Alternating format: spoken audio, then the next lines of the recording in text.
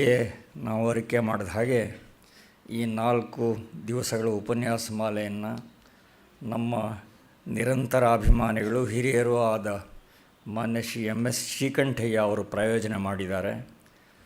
ಅವರ ಪರಿವಾರಕ್ಕೆಲ್ಲ ಸಕಲ ಶ್ರೇಯಸ್ಸು ಉಂಟಾಗಲಿ ಅಂತ ತಮ್ಮೆಲ್ಲರ ಪರವಾಗಿ ಹಾರೈಸ್ತೇನೆ.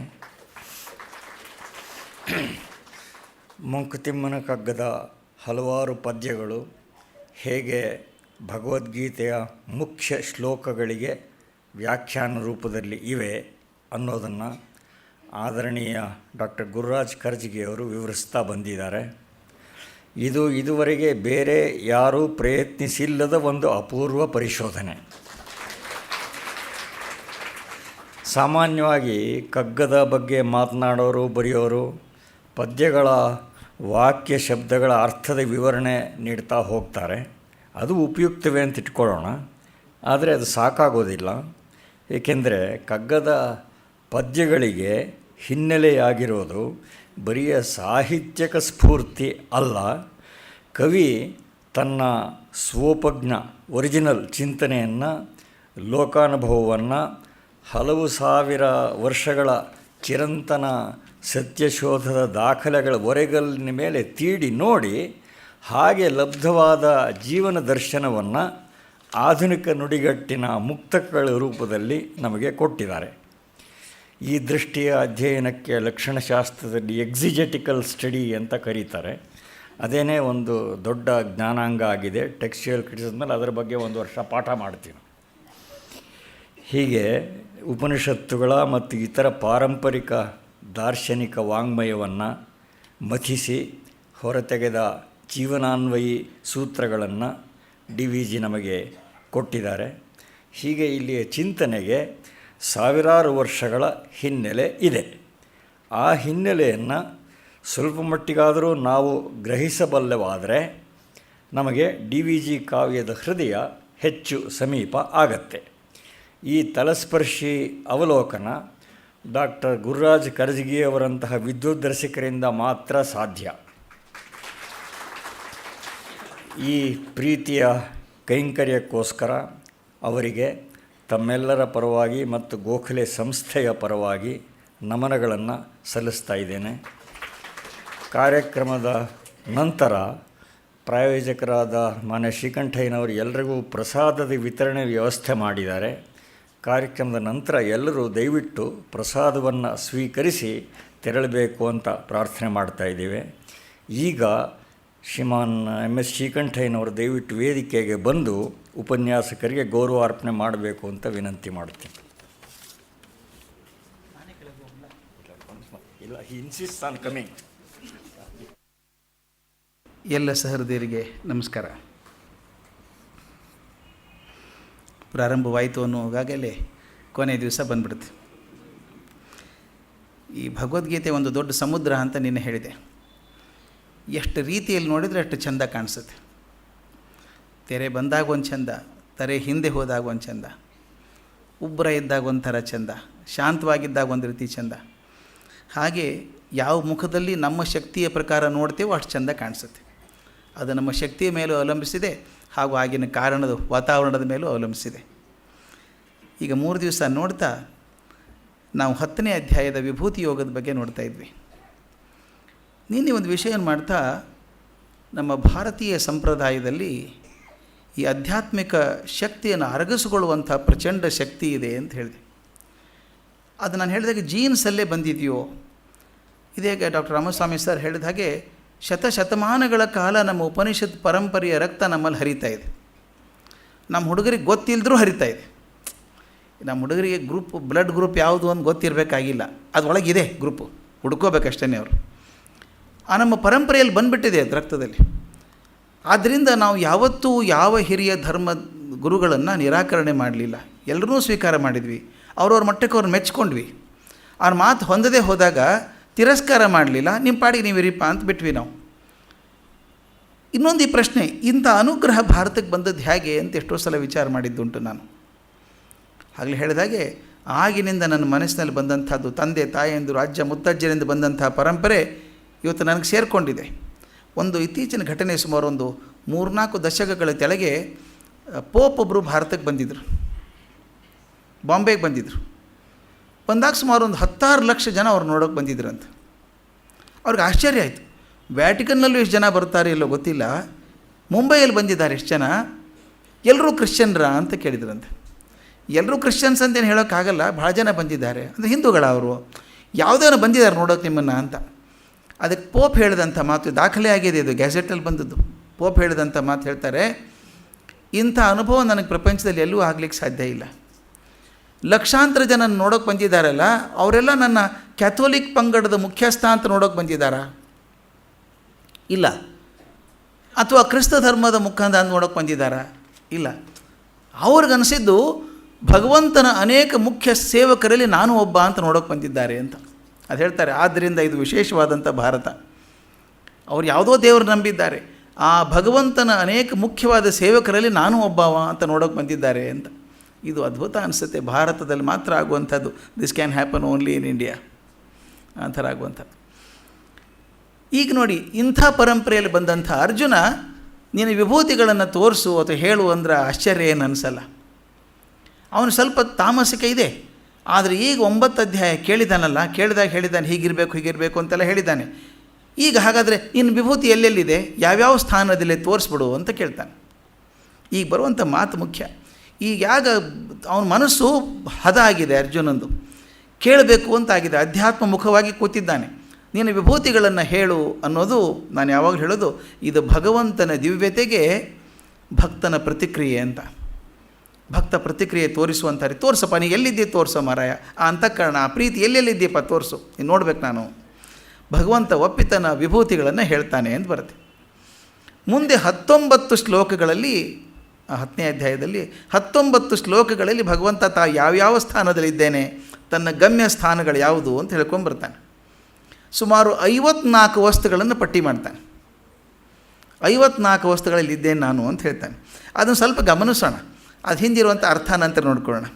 ಆತ ಹೇಳುವ ಹಾಗೆ, ತಾನು 12 ಆದಿತ್ಯರ ಮಧ್ಯೆ ವಿಷ್ಣು, ನಕ್ಷತ್ರಗಳ ನಡುವೆ ಚಂದ್ರ, ನಾಗಗಳಲ್ಲಿ ಅನಂತ, ಇಂದ್ರಿಯಗಳಲ್ಲಿ ಮನಸ್ಸು, ವೇದಗಳಲ್ಲಿ ಸಾಮವೇದ, ಪರ್ವತಗಳಲ್ಲಿ ಮೇರು, ಮರಗಳಲ್ಲಿ ಅಶ್ವತ್ಥ, ವಂಶಾಭಿವೃದ್ಧಿಕಾರಕರಲ್ಲಿ ಮನ್ಮಥ, ಅಕ್ಷರಗಳಲ್ಲಿ ಅಕಾರ, ವಿದ್ಯೆಗಳಲ್ಲಿ ಅಧ್ಯಾತ್ಮ ವಿದ್ಯೆ, ಸ್ತ್ರೀಯರಲ್ಲಿ ಕಾಂತಿ ಸರಸವಾಣಿ, ರಹಸ್ಯವಂತರಲ್ಲಿ ಮೌನ, ಜ್ಞಾನಿಗಳಲ್ಲಿ ಜ್ಞಾನ, ಯಾದವರಲ್ಲಿ ವಾಸುದೇವ, ಪಾಂಡವರಲ್ಲಿ ಅರ್ಜುನ, ಮುನಿಗಳಲ್ಲಿ ವ್ಯಾಸ.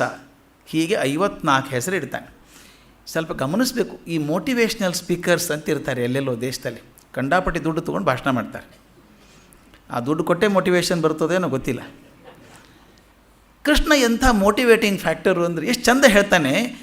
54 ಸ್ಥಳಗಳನ್ನು ಹೇಳ್ತಾ ಇದ್ದಾನಲ್ಲ, ಅದರೊಳಗೆ ಪಾಂಡವನಾದಂಥ ಅರ್ಜುನನೂ ಸೇರಿಸಿದ್ದಾನೆ. ಅಂದರೆ 5 ಜನ ಪಾಂಡವರಲ್ಲಿ ನಾನು ನಿನ್ನಲ್ಲಿದ್ದೇನೆ ಅಂತ. ಎಷ್ಟು ಧೈರ್ಯ ಕೊಡಬೇಕ್ರಿ ಅವನಿಗೆ. ನೀನು ಎಲ್ಲೆಲ್ಲಿದ್ದೀಯೋ ಮಾರಾಯ ಅಂತ ಅದು ನಿನ್ನೊಳಗೆ ಇದ್ದೇನೋ ಅಂತ ಹೇಳ್ದಂಗೆ, ನಿನ್ನೊಳಗಿದ್ದೇನೆ. ಆ ಪಾಂಡವರೊಳಗೆ ಅರ್ಜುನ ಅಂತ ಹೇಳ್ತಾನೆ, ಋಷಿಗಳಲ್ಲಿ ವ್ಯಾಸ ಅಂತ ಹೇಳ್ತಾನೆ. ಎಲ್ಲವನ್ನು ಹೇಳ್ಕೊಂಡು 54 ಸ್ಥಳಗಳನ್ನು ಹೇಳ್ತಾನೆ. ಅಂದರೆ ಏನು ಅರ್ಥ ಇದು? ಸ್ವಲ್ಪ ನಾವು ಇವತ್ತಿನ ಶತಮಾನದಲ್ಲಿ ನಿಂತ್ಕೊಂಡು ವಿಚಾರ ಮಾಡೋಣ. 54ರಲ್ಲಿ ಅಷ್ಟೇನ ಇರೋದವನು ಅಲ್ಲ.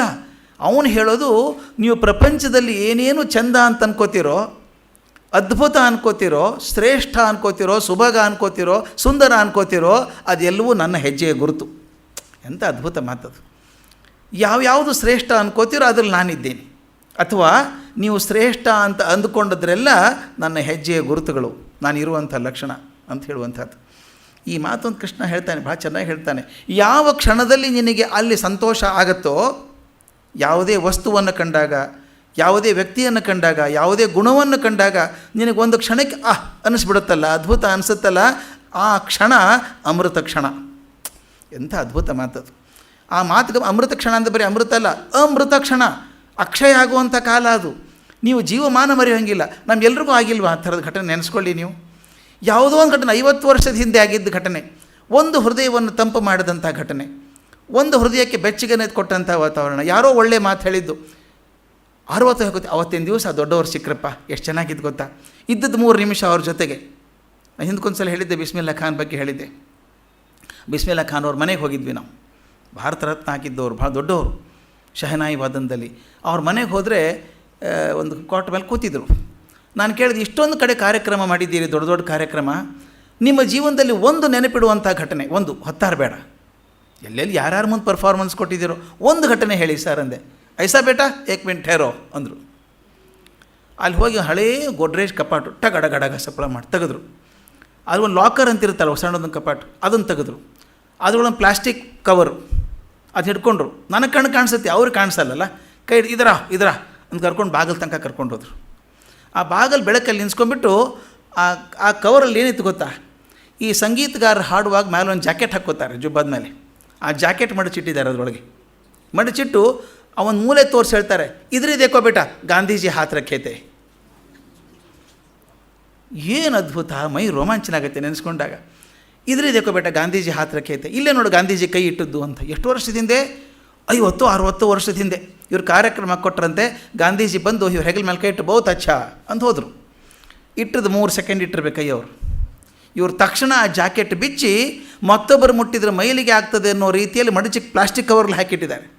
ಅದು ಮೇಲೆ ಬರೋ ಹಾಗೆ ನೆನೆಸ್ಕೋತಾರೆ, ಇಲ್ಲೇ ಗಾಂಧಿ ಕೈ ಇಟ್ಟದ್ದು ಅಂತ. ಆ 3 ಸೆಕೆಂಡ್ ಆದಂಥ ಘಟನೆ ಅಕ್ಷಯ ಆಗಲಿಲ್ವ ಜೀವನದಲ್ಲಿ? ನಮ್ಮ ಎಲ್ಲರ ಜೀವನದಲ್ಲಿ ಆಗುವಂಥದ್ದು. ಅದನ್ನು ಹೇಳಿದಾಗ ನನ್ನ ಕಗ್ಗ ಎಷ್ಟು ಚೆನ್ನಾಗಿದೆ ಗೊತ್ತಾ? ಕಗ್ಗದ ಮಾತು ಅದನ್ನು ಪೂರ್ತಿ ಕಣ್ಮುಂದೆ ಕಟ್ಟೋ ಹಾಗಿದೆ. ಪದ್ಯ 445 445. ಕ್ಷಣವದೊಂದೇ ಅನಂತ ಕಾಲ ತಾನಾಗುವುದು. ಏನು ತೂಕದ ಮಾತು DVG ಬರೆಯೋದು. ಕ್ಷಣ ಅದೊಂದೇ ಅನಂತ ಕಾಲ ತಾನಾಗುವುದು, ಅನುಭವಕ್ಕೆ ಸತ್ವ ಶಿವ ಸುಂದರಗಳು ಅಮರೆ, ಮನ ತುಂಬು ಶಶಿಯಾಗಿ ನೆನಪು ಅಮೃತವಾಗುವುದು, ಕ್ಷಣದಳು ಅಕ್ಷಯ ಕಾಣುವ ಮಂಕುತಿಮ್ಮ. ಒಂದು ಕ್ಷಣ ಅಕ್ಷಯ ಆಗೋ ಸಾಧ್ಯತೆ ಇದೆ. ಕ್ಷಣ ಅದೊಂದೇ ಅನಂತ ಕಾಲ ತಾನಾಗುವುದು. ಇದ್ದದ್ದು ಒಂದೇ ಕ್ಷಣ ಅದು, ಆದರೆ ಅನಂತ ಕಾಲ ಮನಸ್ಸಲ್ಲಿ ಉಳ್ಕೊಂಡ್ಬಿಡುತ್ತೆ. ಯಾವಾಗ ನಮ್ಮ ಆದಂಥ ಅನುಭವಕ್ಕೆ ಸತ್ವ ಶಿವ ಸುಂದರಗಳು ಅಂಟುಕೊಂಡಾಗ. ಯಾವುದೇ ಒಂದು ಸತ್ವ ಶಿವ ಸುಂದರಗಳ ನಮಗೆ ದರ್ಶನ ಆದರೆ ಆ ಕ್ಷಣ ಅನಂತ ಕಾಲ ಆಗಿಬಿಡುತ್ತದೆ. ಆಗ ಹೇಗಾಗ್ತದೆ ಜೀವನ? ಮನ ತುಂಬು ಶಶಿಯಾಗಿ. ಆ ಮಾತು ನೋಡ್ರಿ ಎಷ್ಟು ಚೆನ್ನಾಗಿ, ಮನಸ್ಸಿನ ತುಂಬ ಪೂರ್ಣ ಬೆಳದಿಂಗಳು ತುಂಬಿಕೊಂಡಂಗೆ ಆಗಿಬಿಡುತ್ತೆ, ತಂಪಾಗುತ್ತೆ. ಮನ ತುಂಬು ಶಶಿಯಾಗಿ ನೆನಪು ಅಮೃತವಾಗುವುದು. ನಾನು ಆಗಲೇ ಹೇಳಿದ ಹಾಗೆ ಯಾವುದೋ ಘಟನೆ 50 ವರ್ಷ ನೆನೆಸ್ಕೋಬೇಕಪ್ಪ ತಂಪೊತ್ತಲ್ಲಿ ದೊಡ್ಡವ್ರನ್ನ ಅನ್ನಲ್ಲನು. ತಂಪು ಹೊತ್ತಿರಲಿಕ್ಕಿಲ್ಲ, ನೀವು ಹೇಳಿದಾಗ ತಂಪು ಅನಿಸುತ್ತೆ ಮನಸ್ಸಿಗೆ. ಆ ಕ್ಷಣ ನಿಮ್ಮನ್ನು ಆ ಕಾಲಕ್ಕೆ ತೊಗೊಂಡು ಹೋಗುತ್ತೆ, ಮನಸ್ಸನ್ನು ಮುದ ಮಾಡುತ್ತೆ, ಸಂತೋಷ ಕೊಡುತ್ತೆ. ಅದಕ್ಕೆ ಹೇಳ್ತಾರೆ ನೆನಪು ಅಮೃತವಾಗುವುದು, ಕ್ಷಣದೊಳು ಅಕ್ಷಯ ಕಾಣುವ ಮಂಕುತಿಮ್ಮ. ಇಂಥ ಅನುಭವ ನಮಗೆಲ್ರಿಗೂ ಆಗಿದೆ ಜೀವನದಲ್ಲಿ, ಆಗಿಲ್ವಾ? ನನಗೆ ಹೋದ ವರ್ಷ ಅನಿಸುತ್ತೆ, ಬದ್ರಿ ಕೇದಾರಕ್ಕೆ ಹೋಗಿದ್ವಿ. ಹೋದಾಗ ಕೇದಾರಕ್ಕೆ ಹೋಗಬೇಕು ಅಂತ ಹೋದಾಗ, ಇನ್ನು ಗೌರಿಕುಂಡ ಅಂತ ಈಗ ಅಲ್ಲಿಂದ ಮುಂದೆ ಹೋಗಬೇಕು ಅಂತ ಹೋಗುವಾಗ ಮಳೆ ಬಂತು. ಸೀತಾಪುರ ಅಂತ ಒಂದು ಊರು. ಮಳೆ ಬಂದರೆ ನೀವು ಕೇದಾರದಲ್ಲಿ ನೋಡ್ಬೇಕು ಮಳೆ. ಇನ್ನು ಬೆಂಗಳೂರಲ್ಲಿ ಮಳೆ ಬರುತ್ತೆ, ಸುಮ್ಮನೆ ಪೇಪರಲ್ಲಿ ಭಾರಿ ಮಳೆ ಅಂತ ಕೊಡ್ತಾರೆ. ಇದು ಜಿನಕ್ಕೆ ಕೂಡ ಅಲ್ಲ, ಅಲ್ಲಿ ಮಳೆ ನೋಡಿದಾಗ ಆ ಮಳೆ ಹೊಡಿತಾ ಇದ್ದರೆ ಕಾರ್ ಕುಸಿದು ಹೋಗ್ತದೆ ಅನ್ನೋ ಹಾಗೆ ಮಳೆ ಬರ್ತಾಯಿತ್ತು. ನಿಂತ್ಕೊಂಡು ರಸ್ತೆಯಲ್ಲಿ ನಿಂತ್ಕೊಂಡಿದ್ದೀವಿ. ಫೋನ್ ಬಂತು, ರೋಡ್ ಬ್ಲಾಕ್ ಆಗಿದೆ, ಹೋಗೋಕ್ಕಾಗಲ್ಲ ಅಂತ. ಯಾವುದೋ ಒಂದು ಹೋಟೆಲ್ ಇಟ್ಕೊಂಡಿದ್ವಿ ನಾವು ರಾತ್ರಿ, ಅಲ್ಲಿ ಯಾವುದೋ ಸೀತಾಪುರದಲ್ಲಿ. ಆ ಮಳೆ ಬರೋ ರಭಸ ನೋಡಿದಾಗ ಹೆದರಿಕೆ ಆಗಬೇಕು ಮನುಷ್ಯನಿಗೆ. ಕಲ್ಲು ಹೊಡೆದಾಗ ಸಪ್ಪಳ ಕೇಳಿಸುತ್ತೆ ನಿಮಗೆ, ನೀರಿನ ಹನಿ ಅಷ್ಟು ಜೋರಾಗಿ ಬರುತ್ತೆ. ಮರುದಿನ ಬೆಳಗ್ಗೆ ಎದ್ದು ನಾವು ಹೊರಗೆ ನಿಂತು ನೋಡಿದಾಗ ನಾನು ಕೇಳಿದ್ನಪ್ಪ, ವ್ಯೋಮಕೇಶ ಅಂತ. ವ್ಯೋಮಕೇಶ ಭಗವಂತನ ಹೆಸರು. ಆಕಾಶವೆಲ್ಲ ತಲೆಯಾಗಿ ನಿಂತ್ಕೊಂಡಿದ್ದಾನೆ ಭಗವಂತ, ಎಲ್ಲವೂ ಅವನ ತಲೆ ಕೂದಲು ಅಂತ. ಹೊರಗೆ ಹೋಗಿ ನಿಂತ್ಕೊಂಡಾಗ ಎಲ್ಲಿ ನೋಡಿದಲ್ಲಿ ನೀರಿನ ಝರಿ, ಇಲ್ಲಿ ಉಕ್ಕುತ್ತಾ ಇದೆ ನೀರು, ಗಿಡಗಳಿಂದ ಎಲೆಗಳಿಂದ ಹಣ್ಣುಗಳಿಂದ ನೀರು ಹನಿನೇ ಬೀಳ್ತಾ ಇದೆ. ಅಲ್ಲೆಲ್ಲ ತೊರೆಗಳು ಚಿಮ್ಮುತ್ತಾ ಇದೆ, ಹಿಂದೆ ಮಂದಾಕಿನಿ ನದಿ ಹರಿತಾ ಇದೆ ಅಲ್ಲಿ. ಆ ನೀರು ಬೀಳೋದನ್ನು ನೋಡಿದಾಗ ತಕ್ಷಣ ನನಗೆ ಕಣ್ಣಿಗೆ ಕಿವಿಗೆ ಬಂದದ್ದು ಏನು ಗೊತ್ತಾ? ಆ ಕ್ಷಣ ಬಂದದ್ದು ಕಿವಿಗೆ ಕೇಳಿಸ್ತಿದ್ದು, ಇಳಿದು ಬಾ ತಾಯೆ ಇಳಿದು ಬಾ, ಹರನ ಜಡೆಯಿಂದ ಇಳಿದು ಬಾ. ಹರನ ಜಡೆ ಅಲ್ಲೇನ್ರಿ ಅದು? ಅಲ್ಲಿ ನಿಂತ್ಕೊಂಡು ನೋಡ್ಬೇಕಲ್ಲಿ ಏನು ಪರ್ವತ, ಏನು ರಾಶಿ, ಏನು ದಡ ನೀರು ಬರ್ತದೆ. ಪ್ರತಿಯೊಂದು ಭಗವಂತನ ತಲೆ ಕೂದಲು ಅನಿಸುತ್ತಲ್ಲ, ಅದೇ ವ್ಯೋಮಕೇಶ ಅನಿಸಲ್ವ? ಆ ಚಿತ್ರ ಮರೆಯೋಕ್ಕೆ ಸಾಧ್ಯ ಇಲ್ಲ ನಾನು. ಅದು ಒಂದು ಕ್ಷಣ ನೋಡಿದಂಥದ್ದು ಸಾಯೋವರೆಗೂ ಮರೆಯೋಕ್ಕೆ ಸಾಧ್ಯ ಇಲ್ಲಲ್ಲ. ಆ ಕ್ಷಣ ಅಕ್ಷಯವಾಗುವಂಥದ್ದು. ಅದೇ ಮುಂದೆ ಕೇದಾರದಲ್ಲಿ ಮರುದಿವಸ ನೋಡೋಕ್ಕೆ ಹೋದಾಗ ಅಲ್ಲೊಬ್ಬರು ಹಿರಿಯರು ಹೇಳಿದ್ರು, ನನಗೆ ಮಾತು ಭಾಳ ಬದಲೇ ಹೇಳಿದ್ದದು. ತಾವೆಲ್ಲ ಕೇದಾರದ ದೇವಸ್ಥಾನ ನೋಡಿದರೆ ಗೊತ್ತಿರುತ್ತೆ. ಆ ದೇವಸ್ಥಾನದ ಹಿಂಭಾಗದಲ್ಲೂ ಒಂದು ಪರ್ವತ ಇದೆ, ಸಣ್ಣ ಪರ್ವತ ಇದೆ. ಮತ್ತೊಂದು ಸಲ ಹೋದಾಗ ದಯವಿಟ್ಟು ನೋಡಿ ಅದನ್ನು. ನನಗೆ ಭಾಳ ಜನ ಹೇಳಿದ್ದಾರೆ ಅದ್ರ ಬಗ್ಗೆ. ನಾವು ಈಶ್ವರಲಿಂಗ ಪೂರ್ತಿ ಮಾಡೋದಿದೆಯಲ್ಲ, ಕೇದಾರದೊಳಗೆ ಲಿಂಗ ಇದೆಯಲ್ಲ, ಇದು ಸುಮ್ಮನೆ ಸಾಕ್ಷೀಭೂತವಾಗಿರುವಂಥದ್ದು, ನಿಜವಾದದ್ದು ಕೇದಾರ ಲಿಂಗ, ಅದು ಬೆಟ್ಟ ಅಂತ ಹೇಳ್ತಾರೆ. ನಾನು ಫೋಟೋ ತೊಗೊಂಬಂದಿದ್ದೀನಿ ಈ ಸಲ ಹೋದಾಗ, ವಿಡಿಯೋ ಎಲ್ಲ ಕ್ಲೋಸಪ್ ತೊಗೊಂಬಂದಿದ್ದೀನಿ ಅದ್ರದ್ದು. ಅಲ್ಲಿ ಮೇಲೆ ತ್ರಿಶೂಲ ಕಾಣುತ್ತೆ ನಿಮ್ಮ ಕಣ್ಣಿಗೆ. ಆ ಕೇದಾರ ಗುಡಿ ಏನಿದೆಯೋ, ಗುಡಿ ಎಕ್ಸಾಕ್ಟ್ಲಿ ಹಿಂದದಲ್ಲೇ ಒಂದು ದೊಡ್ಡ ಪರ್ವತ ಇದೆ. ಆ ಆ ಪರ್ವತದ ಮೇಲೆ 3 ಶಿಖರ ಬಂದಿದೆ, ಅದು ತ್ರಿಶೂಲ ಥರ ಕಾಣುತ್ತೆ. ಅವ್ರು ಹೇಳ್ತಾರೆ ನಿಜವಾಗ್ಲೂ ಅದಕ್ಕೆ ದೇವಸ್ಥಾನ ಕಟ್ಟೋ ಶಕ್ತಿ ಯಾರಿಗೂ ಇಲ್ಲ, ಅದಕ್ಕೆ ಮುಂದೆ ಕಟ್ಕೊಂಡಿದ್ದೀವಿ ಅಷ್ಟೇ ಅಂತ. ಅಲ್ಲಿ ನಿಂತು ನೋಡಿದಾಗ ಅನಿಸ್ಬಿಡುತ್ತೆ ರೀ, ಅದು ಈಶ್ವರನ ತ್ರಿಶೂಲ ಕಣ್ಣಂಗೆ ಕಾಣುತ್ತೆ. ಅದು ಚಿತ್ರ ಕನಸಲ್ಲಿ ಮನಸ್ಸಲ್ಲಿ ಕೂತ್ಕೊಂಡ್ರೆ ಮರೆಯೋದೇ ಸಾಧ್ಯ ಇಲ್ಲ ಅಲ್ವಾ. ಹೀಗೆ ಒಂದು ಕ್ಷಣಕಾಲ ಕಂಡದ್ದು ಪೂರ್ತಿ ಜೀವನದುದ್ದಕ್ಕೆ ಇರುತ್ತಲ್ಲ, ಅದು ಹೇಳ್ತಾನೆ ಭಗವಂತ, ಯಾವುದು ನಿನಗಾಗಿ ಅನ್ನಿಸ್ತೋ ಅದು ನನ್ನ ಹೆಜ್ಜೆಯ ಗುರುತು. 54 ಮಾತ್ರ ಪಟ್ಟಿ ಮಾಡಿ ಇಟ್ಕೋಬೇಡ. ಯಾವುದೇ ಕ್ಷಣದಲ್ಲಿ ನಿನಗೆ ಸಂತೋಷ, ತೃಪ್ತಿ, ಅಮೃತಗಳಿಗೆ ಅಂತ ಅನಿಸಿದರೆ ಅದು ಭಗವಂತ ಇದ್ದ ಲಕ್ಷಣ ಅದು ಅಂತ ಹೇಳಿದಾಗ. ಇನ್ನೊಂದು ನಾನು ಮಾತನ್ನು ಸಾಮಾನ್ಯವಾಗಿ ಹೇಳ್ತಿರ್ತೀನಿ, ಭೇಟಿ ಸಾಕಷ್ಟು ಸಲ ಆಗುತ್ತೆ ಜನಕ್ಕೆ, ದರ್ಶನ ಆಗೋದು ಅಪರೂಪ. ದಿನಾಲೂ ಭೇಟಿ ಆಗ್ತಾ ಇರ್ತೀವಿ, ನಿಜವಾಗ್ಲೂ ದರ್ಶನ ಆಗೋದು ಅಪರೂಪ. ದೇವಸ್ಥಾನಕ್ಕೆ ಹೋಗಿ ಬಂದ್ವಿ, ದರ್ಶನ ಮಾಡ್ಕೊಂಡು ಬಂದ್ವಿ ಅಂತೀವಿ, ಅದು ಭೇಟಿನೋ ದರ್ಶನನೋ ವಿಚಾರ ಮಾಡಬೇಕು. ದರ್ಶನ ಆದಾಗ ನಿಮ್ಮ ಮನಸ್ಸಿಗೊಂದು ರೋಮಾಂಚನ ಆಗಿಬಿಡುತ್ತೆ ಆ ದರ್ಶನ ಬಂದಾಗ. ಇತ್ತೀಚೆಗೆ ಒಂದು ಘಟನೆ ಓದಿದ್ದೆ ನಾನು, ಅದರ ಬಗ್ಗೆ ತುಂಬ ನನಗೆ ಪ್ರಿಯವಾದಂಥ ಘಟನೆ ಅದು. ಇದಾದ ಘಟನೆ ಸುಮಾರು ಒಂದು 10 ವರ್ಷದ ಕೆಳಗೆ. ಮುಂಬೈಯಲ್ಲಿ ಒಬ್ಬರು ವ್ಯಾಪಾರಿ ಇದ್ದಾರೆ, ದೊಡ್ಡ ವ್ಯಾಪಾರಿ. ಅವ್ರು ಯಾವುದೋ ಒಂದು ಭಾಷಣ ಕೇಳಿದ್ರು, ಯಾವುದೋ ಒಂದು ಪೇಪರಲ್ಲಿ. ಒಬ್ಬರು ಅಹಮದಾಬಾದಲ್ಲಿ ಸನ್ಯಾಸಿಗಳಿದ್ದಾರೆ, ಭಾರಿ ಚೆನ್ನಾಗಿ ಮಾತಾಡ್ತಾರೆ ಅಂತ ಹೇಳಿದರು. ಆರ್ಟಿಕಲ್ ಓದಿದ್ರಂತೆ, ಅವ್ರ ಬಗ್ಗೆ ಸುಮಾರು ತಿಳ್ಕೊಂಡಿದ್ದಾರೆ. ವಿಷಯ ತಿಳಿದಿಲ್ಲ, ಯಾವುದೋ CD ಗಿಡಿ ಕೇಳಿರ್ಬೇಕು. ಅವರು ಕೇಳಿಬಿಟ್ಟು ಅವ್ರನ್ನ ನೋಡಬೇಕು ಅಂತ ಅಹಮದಾಬಾದಿಗೆ ಹೋದರು. ಅಹಮದಾಬಾದಿಗೆ ಹೋದಾಗ ನೋಡಿದರೆ ಆಶ್ರಮದಲ್ಲಿ ಗುರುಗಳಿಲ್ಲ. 3 ದಿವಸ ಎಲ್ಲೋ ಪ್ರವಾಸಕ್ಕೆ ಹೋಗಿದ್ದಾರೆ, 4ನೇ ದಿವಸ ಬರ್ತಾರೆ ಅಂತ ಗೊತ್ತಾಯಿತು. ಈತ ಭಾರಿ ಬ್ಯುಸಿ ಬಿಸ್ನೆಸ್ ಮನ್, 3 ದಿವಸ ಅಹಮದಾಬಾದಲ್ಲಿ ಕೂತು ಏನು ಮಾಡೋದಿದೆ, ಲುಧಿಯಾನದಲ್ಲಿ ಇನ್ನೊಂದು ಫ್ಯಾಕ್ಟ್ರಿ ಇದೆ ನೋಡ್ಕೊಂಬರೋಣ ಅಂತ ಅಲ್ಲಿ ಹೋದ. ಅಲ್ಲಿ ಹೋಗಿ ಸ್ವಾಮಿಗಳು ಯಾವತ್ತು ಬರ್ತಾರೆ ಅಂತ ಗೊತ್ತಿತ್ತಲ್ಲ, ಹಿಂದಿನ ದಿವಸ ಡೆಲ್ಲಿಗೆ ಹೋಗಿ ಡೆಲ್ಲಿಯಿಂದ ಟಿಕೆಟ್ ತೊಗೊಂಡ, ಟ್ರೈನ್ ಟಿಕೆಟ್, ಅಹಮದಾಬಾದಿಗೆ ಹೋಗೋಣ ಅಂತ. ಫಸ್ಟ್ ಕ್ಲಾಸ್ AC ತೊಗೊಂಡಿದ್ದಾನೆ ಟ್ರೈನಲ್ಲಿ. ಇನ್ನು ಬಿಸ್ನೆಸ್ ಮ್ಯಾನ್ ಅಲ್ಲ, ಕೂತ್ಕೊಂಡ. ಮುಂದೊಂದು ಯಾವುದೋ ಸ್ಟೇಷನ್ ಬಂದಾಗ ಅಲ್ಲಿ ಒಂದೊಬ್ಬರು ಸಂತರು, ಒಬ್ಬ ಶಿಷ್ಯ ಒಳಗೆ ಹತ್ತಿದ್ರು. ಇವನಿಗೆ ಇರಿಸ್ಮೂರ್ಸ್ ಆಯಿತು, ಇಲ್ಲಿ ಬಂದ್ರೆ ಸಾಧುಗಳು first class AC first class AC ದೊಡ್ಡವ್ರು ಬರ್ತಾರೆ ಅಂತ, ಸಂತರು ದೊಡ್ಡವರು ಅಲ್ಲಲ್ಲ ಒಂದು ಪ್ರಕಾರ. ಇವರೇನು ಬಂದರು ಅವ್ರು ಆ ಕಡೆ ಸರಿ ಸೂರ್ಯನ ಸಾಮಾನು, ಗಂಟು, ಹಾರ ಎಲ್ಲ ಇತ್ತು. ಭಾಳ ಕಿರಿಕಿರಿ ಆಗ್ತಿತ್ತು. ಆ ಶಿಷ್ಯ ಬಂದು ಕೇಳಿದ, ನಿಮ್ಮದು ಸೀಟ್ ನಂಬರ್ 19 ಅಂತ ಕೇಳಿದ. ಹೌದ್ರಿ 19 ನಂದು. ಗೊತ್ತಿದೆಯಾ ಫಸ್ಟ್ ಕ್ಲಾಸ್ AC ಇದು, ಯಾವುದೋ ಕಂಪಾರ್ಟ್ಮೆಂಟ್ ಹತ್ತಿಬಿಟ್ಟಿದ್ದೀರಿ ಅನಿಸುತ್ತೆ, ನೋಡ್ಕೊಳ್ಳಿ ಸರಿ ಚೆಕ್ ಮಾಡ್ಕೊಳ್ಳಿ ಟಿಕೆಟು ಅಂತ ಅವ್ನು ಶಿಷ್ಯ ಹೇಳ್ದ. ಆ ಗುರುಗಳು ನಕ್ರಷ್ಟೇ. ಶಿಷ್ಯ, ಇಲ್ಲ ನಮ್ಮದು ಫಸ್ಟ್ ಕ್ಲಾಸ್ AC ಭಕ್ತರು ತಕ್ಕೊಟ್ಟಿದ್ದಾರೆ, ನನ್ನರಲ್ಲಿ 19, 20 ಅಂತ ಬರ್ತಿದ್ದಾರೆ. ತಾನೇ ಜಾಗ ತಪ್ಪು ಕೂತಿದ್ದೆ, 18 ನಂಬರ್ ಇವನು 18, 19, 20 ತಾನು ಕೂತಿದ್ದಾನೆ. ಸರ್ದು ಕೂತ್ಕೊಂಡ, ಇರ್ಸ್ಮುರ್ಸಿ ಇವ್ರ ಜೊತೆ ಹೋಗ್ಬೇಕಲ್ಲಪ್ಪ, ಇನ್ನು ಎಲ್ಲಿವರೆಗೆ ಹೋಗ್ತಾರೋ ಇವರು ಅಂದ್ಕೊಂಡು ಕೂತಿದ್ದ. ಮುಂದೆ ಟ್ರೈನ್ ಅಜ್ಮೇರಿಗೆ ಬಂತು, ನಿಂತ್ಕೊಳ್ತು. ಟ್ರೈನ್ ನಿಂತ್ಕೊಂಡಾಗ 1,000 ಜನ ಪ್ಲ್ಯಾಟ್ಫಾರ್ಮ್ ಇದ್ದಾರೆ, ಜೈ ಜೈ ಅಂತಾರೆ, ಗುರುದೇವ್ ಅಂತಾರೆ, ಎಲ್ಲ ಹಾರಾಡ್ತಾರೆ. ಭಾರಿ ಹಾರ ತಂದರು, ಕಂಪಾರ್ಟ್ಮೆಂಟ್ ಹತ್ರ ಬಂದರು, ಒಳಗೆ ಬಂದರು, ಹಾರ ಹಾಕಿದರು. ಇವೊಂದು ಏನು ಭಾರಿ ಇದೆಯಲ್ಲ ಮರ್ಯಾದೆ ಇವ್ರಿಗೆ ಅಂದ. ಇವ್ರು ಯಾರು ಅಂತ ಕೇಳ್ದ. ಇವ್ರು ಯಾರು ಅಂತ ಕೇಳ್ದ. ಇವರ ಅಹಮದಾಬಾದಿನ ಸಂತರು ಇವರೇ, ಇವ್ರಿಗೋಸ್ಕರ ಬಂದಿದ್ದಾನೆ ಬಾಂಬೆದಿಂದ ಇಲ್ಲಿ, ದಿಲ್ಲಿಗೆ ಹೋಗಿ ಬರ್ತಾ ಇದ್ದಾನೆ. ಅವ್ನು ಪಕ್ಕದಲ್ಲೇ ಕೂತಿದ್ದಾನೆ, 19 ಅವರು, ಇವನು 18 ಇವನು. ದಿಲ್ಲಿಯಿಂದ ಅಜ್ಮಾರ್ವರೆಗೂ ಇವನೇನು ಬಂದ ಪಕ್ಕದಲ್ಲಿ ಅಂದ್ಕೊಂಡು ಬೈಕೋತಾ ಇದ್ದ. ಅದಕ್ಕೆ ಅವನು ಹೇಳ್ತಾನೆ, ನನಗೆ ಗುರುಗಳ ಭೇಟಿ ದಿಲ್ಲಿಯಲ್ಲೇ ಆಗಿತ್ತು, ಅದರ ದರ್ಶನ ಆದದ್ದು ಅಜ್ಮೀರಲ್ಲಿ. ಇದು ಗಮನಿಸಬೇಕು, ಭೇಟಿ ಮತ್ತು ದರ್ಶನದ ಅಂತರ ಇರುವಂಥದ್ದು. ನಾವು ದೇವಸ್ಥಾನಕ್ಕೆ ದಿನಾಲೂ ಹೋಗ್ತೀವಿ, ಅದು ಭೇಟಿ ಆಗ್ತೀವೋ ದರ್ಶನ ಆಗ್ತದೋ ನಮಗೆ ಗೊತ್ತದು. ದರ್ಶನ ಆದರೆ ಮೈ ಮೇಲೆ ಮುಳ್ಳು ಬರ್ತದೆ, ಒಂದು ಕ್ಷಣ ಸಾರ್ಥಕ ಅನ್ನಿಸ್ಬಿಡುತ್ತೆ. ಹಾಗಾದರೆ ಭಗವಂತ ಹೇಳ್ತಾನೆ, ನಾನು ಅಲ್ಲಿದ್ದೀನಿ, ಇಲ್ಲದೆ ಹೋದರೆ ಕಲ್ಲಿದೆ ಅಷ್ಟೇ, ಮತ್ತೊಂದೇನಿಲ್ಲ. ಆ ದರ್ಶನ ಮಾಡಿಕೊಳ್ಳೋ ಶಕ್ತಿ ನಮ್ಮದು. ಮುಂದೆ ಕೃಷ್ಣ ಹೇಳ್ತಾನೆ, ನಾಂತೋಸ್ತಿ ಮಮ ದಿವ್ಯಾನಾಂ ವಿಭೂತೀನಾಂ ಪರಂತಪಃ ಏಷ ತದ್ದೂಷೇತ ಪ್ರೋಕ್ತೋ ವಿಭೂತೆ ವಿಸ್ತರೋಮಯ. ನಾನು ವಿಭೂತಿಯನ್ನು ವಿಸ್ತಾರವಾಗಿ ಹೇಳೋಕ್ಕೆ ಸಾಧ್ಯ ಇಲ್ಲಪ್ಪ, ಯಾಕಂದರೆ ಕೊನೆಯೇ ಇಲ್ಲ. ಅದಕ್ಕೆ 54 ದಿನ ಮುಂದೆ ಇಟ್ಟಿದ್ದೀನಿ, ಪಟ್ಟಿ ಮಾಡ್ತಾ ಹೋದರೆ ಮುಗಿಯೋದೇ ಇಲ್ಲ, ಅಷ್ಟೊಂದಿದೆ ನನಗೆ, ಅದರಿಂದ ಹೇಳೋಕ್ಕಾಗಲ್ಲ. ಆದರೂ ಕೆಲವೊಂದು ಮಾತ್ರ ನಿನ್ನ ಮುಂದೆ ಹೇಳಿದ್ದೀನಿ ಅಷ್ಟೇ. ಯಾಕಂದರೆ ಎಲ್ಲವೂ ಭಾಳ ಚೆನ್ನಾಗಿ ಹೇಳ್ತಾನೆ ಅವನು. ಎಲ್ಲವೂ ಏನಾಗಿದೆ ಅಂದರೆ ವಚನಾತೀತವಾಗಿದೆ ನಾನು ಹೇಳುವಂಥದ್ದು, ಮಾತಿಗೆ ನಿಲುಕಲಾರದಂಥದ್ದಾಗಿದೆ. ಆ ಭಾವನೆಯನ್ನು DVG ಹೆಂಗೆ ಇಟ್ಟಿರ್ತಾರೆ ನೋಡಿ ಇದರೊಳಗೆ. ಪದ್ಯ 395, 395. ಆ ಮಾತೆ ಚಂದಪ್ಪ, ಕೇಳಬೇಕದನ್ನು.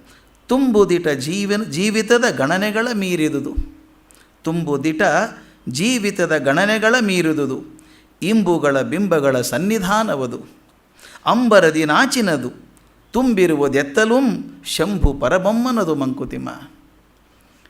ಎಲ್ಲೆಲ್ಲೂ ಭಗವಂತ ಇದ್ದಾನೆ. ಹೇಳ್ತಾ ನಂಗೆ ಹೇಳೋಕ್ಕಾಗಲ್ಲಪ್ಪ, ಸುಮ್ಮನೆ ಸ್ವಲ್ಪ ಲಿಸ್ಟ್ ಕೊಟ್ಟಿದ್ದೀನಿ ನಿನಗೆ, ಅಂತ್ಯವೇ ಇಲ್ಲ ನಾನು ಹೇಳ್ಕೊತ ಹೋದರೆ ಎಲ್ಲೆಲ್ಲಿದ್ದೀನಿ ಅಂತ ಹೇಳಿದಾಗ ಅವನು ಹೇಳ್ತಾನೆ, ತುಂಬುದಿಟ ಸತ್ಯ ಇದೆಯಲ್ಲ, ಆ ಮಹಾನ್ ಸತ್ಯ ಇದೆಯಲ್ಲ, ಅದು ಎಲ್ಲಿದೆ? ಜೀವಿತದ ಗಣನೆಗಳ ಮೀರಿದು. ನಮ್ಮ ಜೀವಿತದಲ್ಲಿ ಗಣನೆಗಳನ್ನು ಹಾಕೋಕ್ಕೆ ಆಗೋಲ್ಲ, ಅದು ದಾಟಿ ಹೋಗಿದೆ. ಇಂಬುಗಳ ಬಿಂಬಗಳ ಸನ್ನಿಧಾನವದು.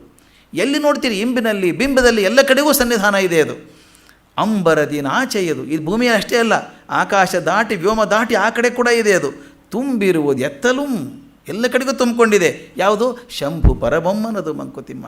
ಆ ಶಂಭು ಪರಬೊಮ್ಮನ ತುಂಬು ದಿಟ ಇದೆಯಲ್ಲ, ಅದು ಎಲ್ಲೆಲ್ಲೂ ಸೇರಿಕೊಂಡಿದೆ. ಆದ್ದರಿಂದ ಪಟ್ಟಿ ಮಾಡಿ 4-5 ಅಂತ ಹೇಳೋಕ್ಕಾಗೋದಿಲ್ಲ. ಅದನ್ನು ಹೇಳ್ತಾನವನು. ವಚನಾತೀತವಾದದ್ದು ಇರುವಾಗ ನಾನು 1-2 ಮಾತ್ರ ಹೇಳ್ತೇನಪ್ಪ, ಅದು ಕೊನೆಯೇ ಇಲ್ಲ ಅಂತ ಹೇಳ್ತಾನೆ. ಕೊನೆಗೊಂದು ಸುಂದರವಾದ ಮಾತನ್ನು ಹೇಳ್ತಾನೆ. ಇದು ಬಹುಶಃ ಇಡೀ ಅಧ್ಯಾಯಕ್ಕೆ ಸೂತ್ರವಾದಂಥ ಒಂದು ಪದ್ಯ ಇದು. ಯದ್ಯದ್ ವಿಭೂತಿ ಮತ್ಸತ್ವಂ ಶ್ರೀಮತ್ ಊರ್ಜಿತ ಏನವ ತತ್ತದ್ ಏವ ಅವಗಚ್ಛತ್ವಂ ಮಮ ತೇಜೋಂಸ ಸಂಭವಂ. ಯಾವ ವಸ್ತುಗಳಲ್ಲಿ ತೇಜಸ್ಸು, ವಿಭೂತಿ, ಶೋಭೆ ಇವುಗಳು ಕಾಣ್ತದೋ ಅದು ನನ್ನ ತೇಜದ ಅಂಶದಿಂದ ಬಂದದ್ದು ಅಂತ ತಿಳ್ಕೊಂಬಿಡಪ್ಪ ನೀನು. ಈ ಮಾತು ಭಾಳ ಮುಖ್ಯ. ಎಷ್ಟೋ ಜನ ಟೀಕೆ ಮಾಡ್ತಾರೆ ಭಗವದ್ಗೀತೆಗಳನ್ನು. ಭಗವದ್ಗೀತೆ ತುಂಬ ಟೀಕೆ ಮಾಡ್ತಾರೆ. ಅದರಲ್ಲೂ ಈ ಅಧ್ಯಾಯ ಬಂದಾಗ ಇದನ್ನು ಭಾಳ ಟೀಕೆ ಮಾಡ್ತಾರೆ. ಇದೇನಿದು? ದೇವರು ತಾನೇ ಹೇಳ್ಕೋಬೇಕಾ?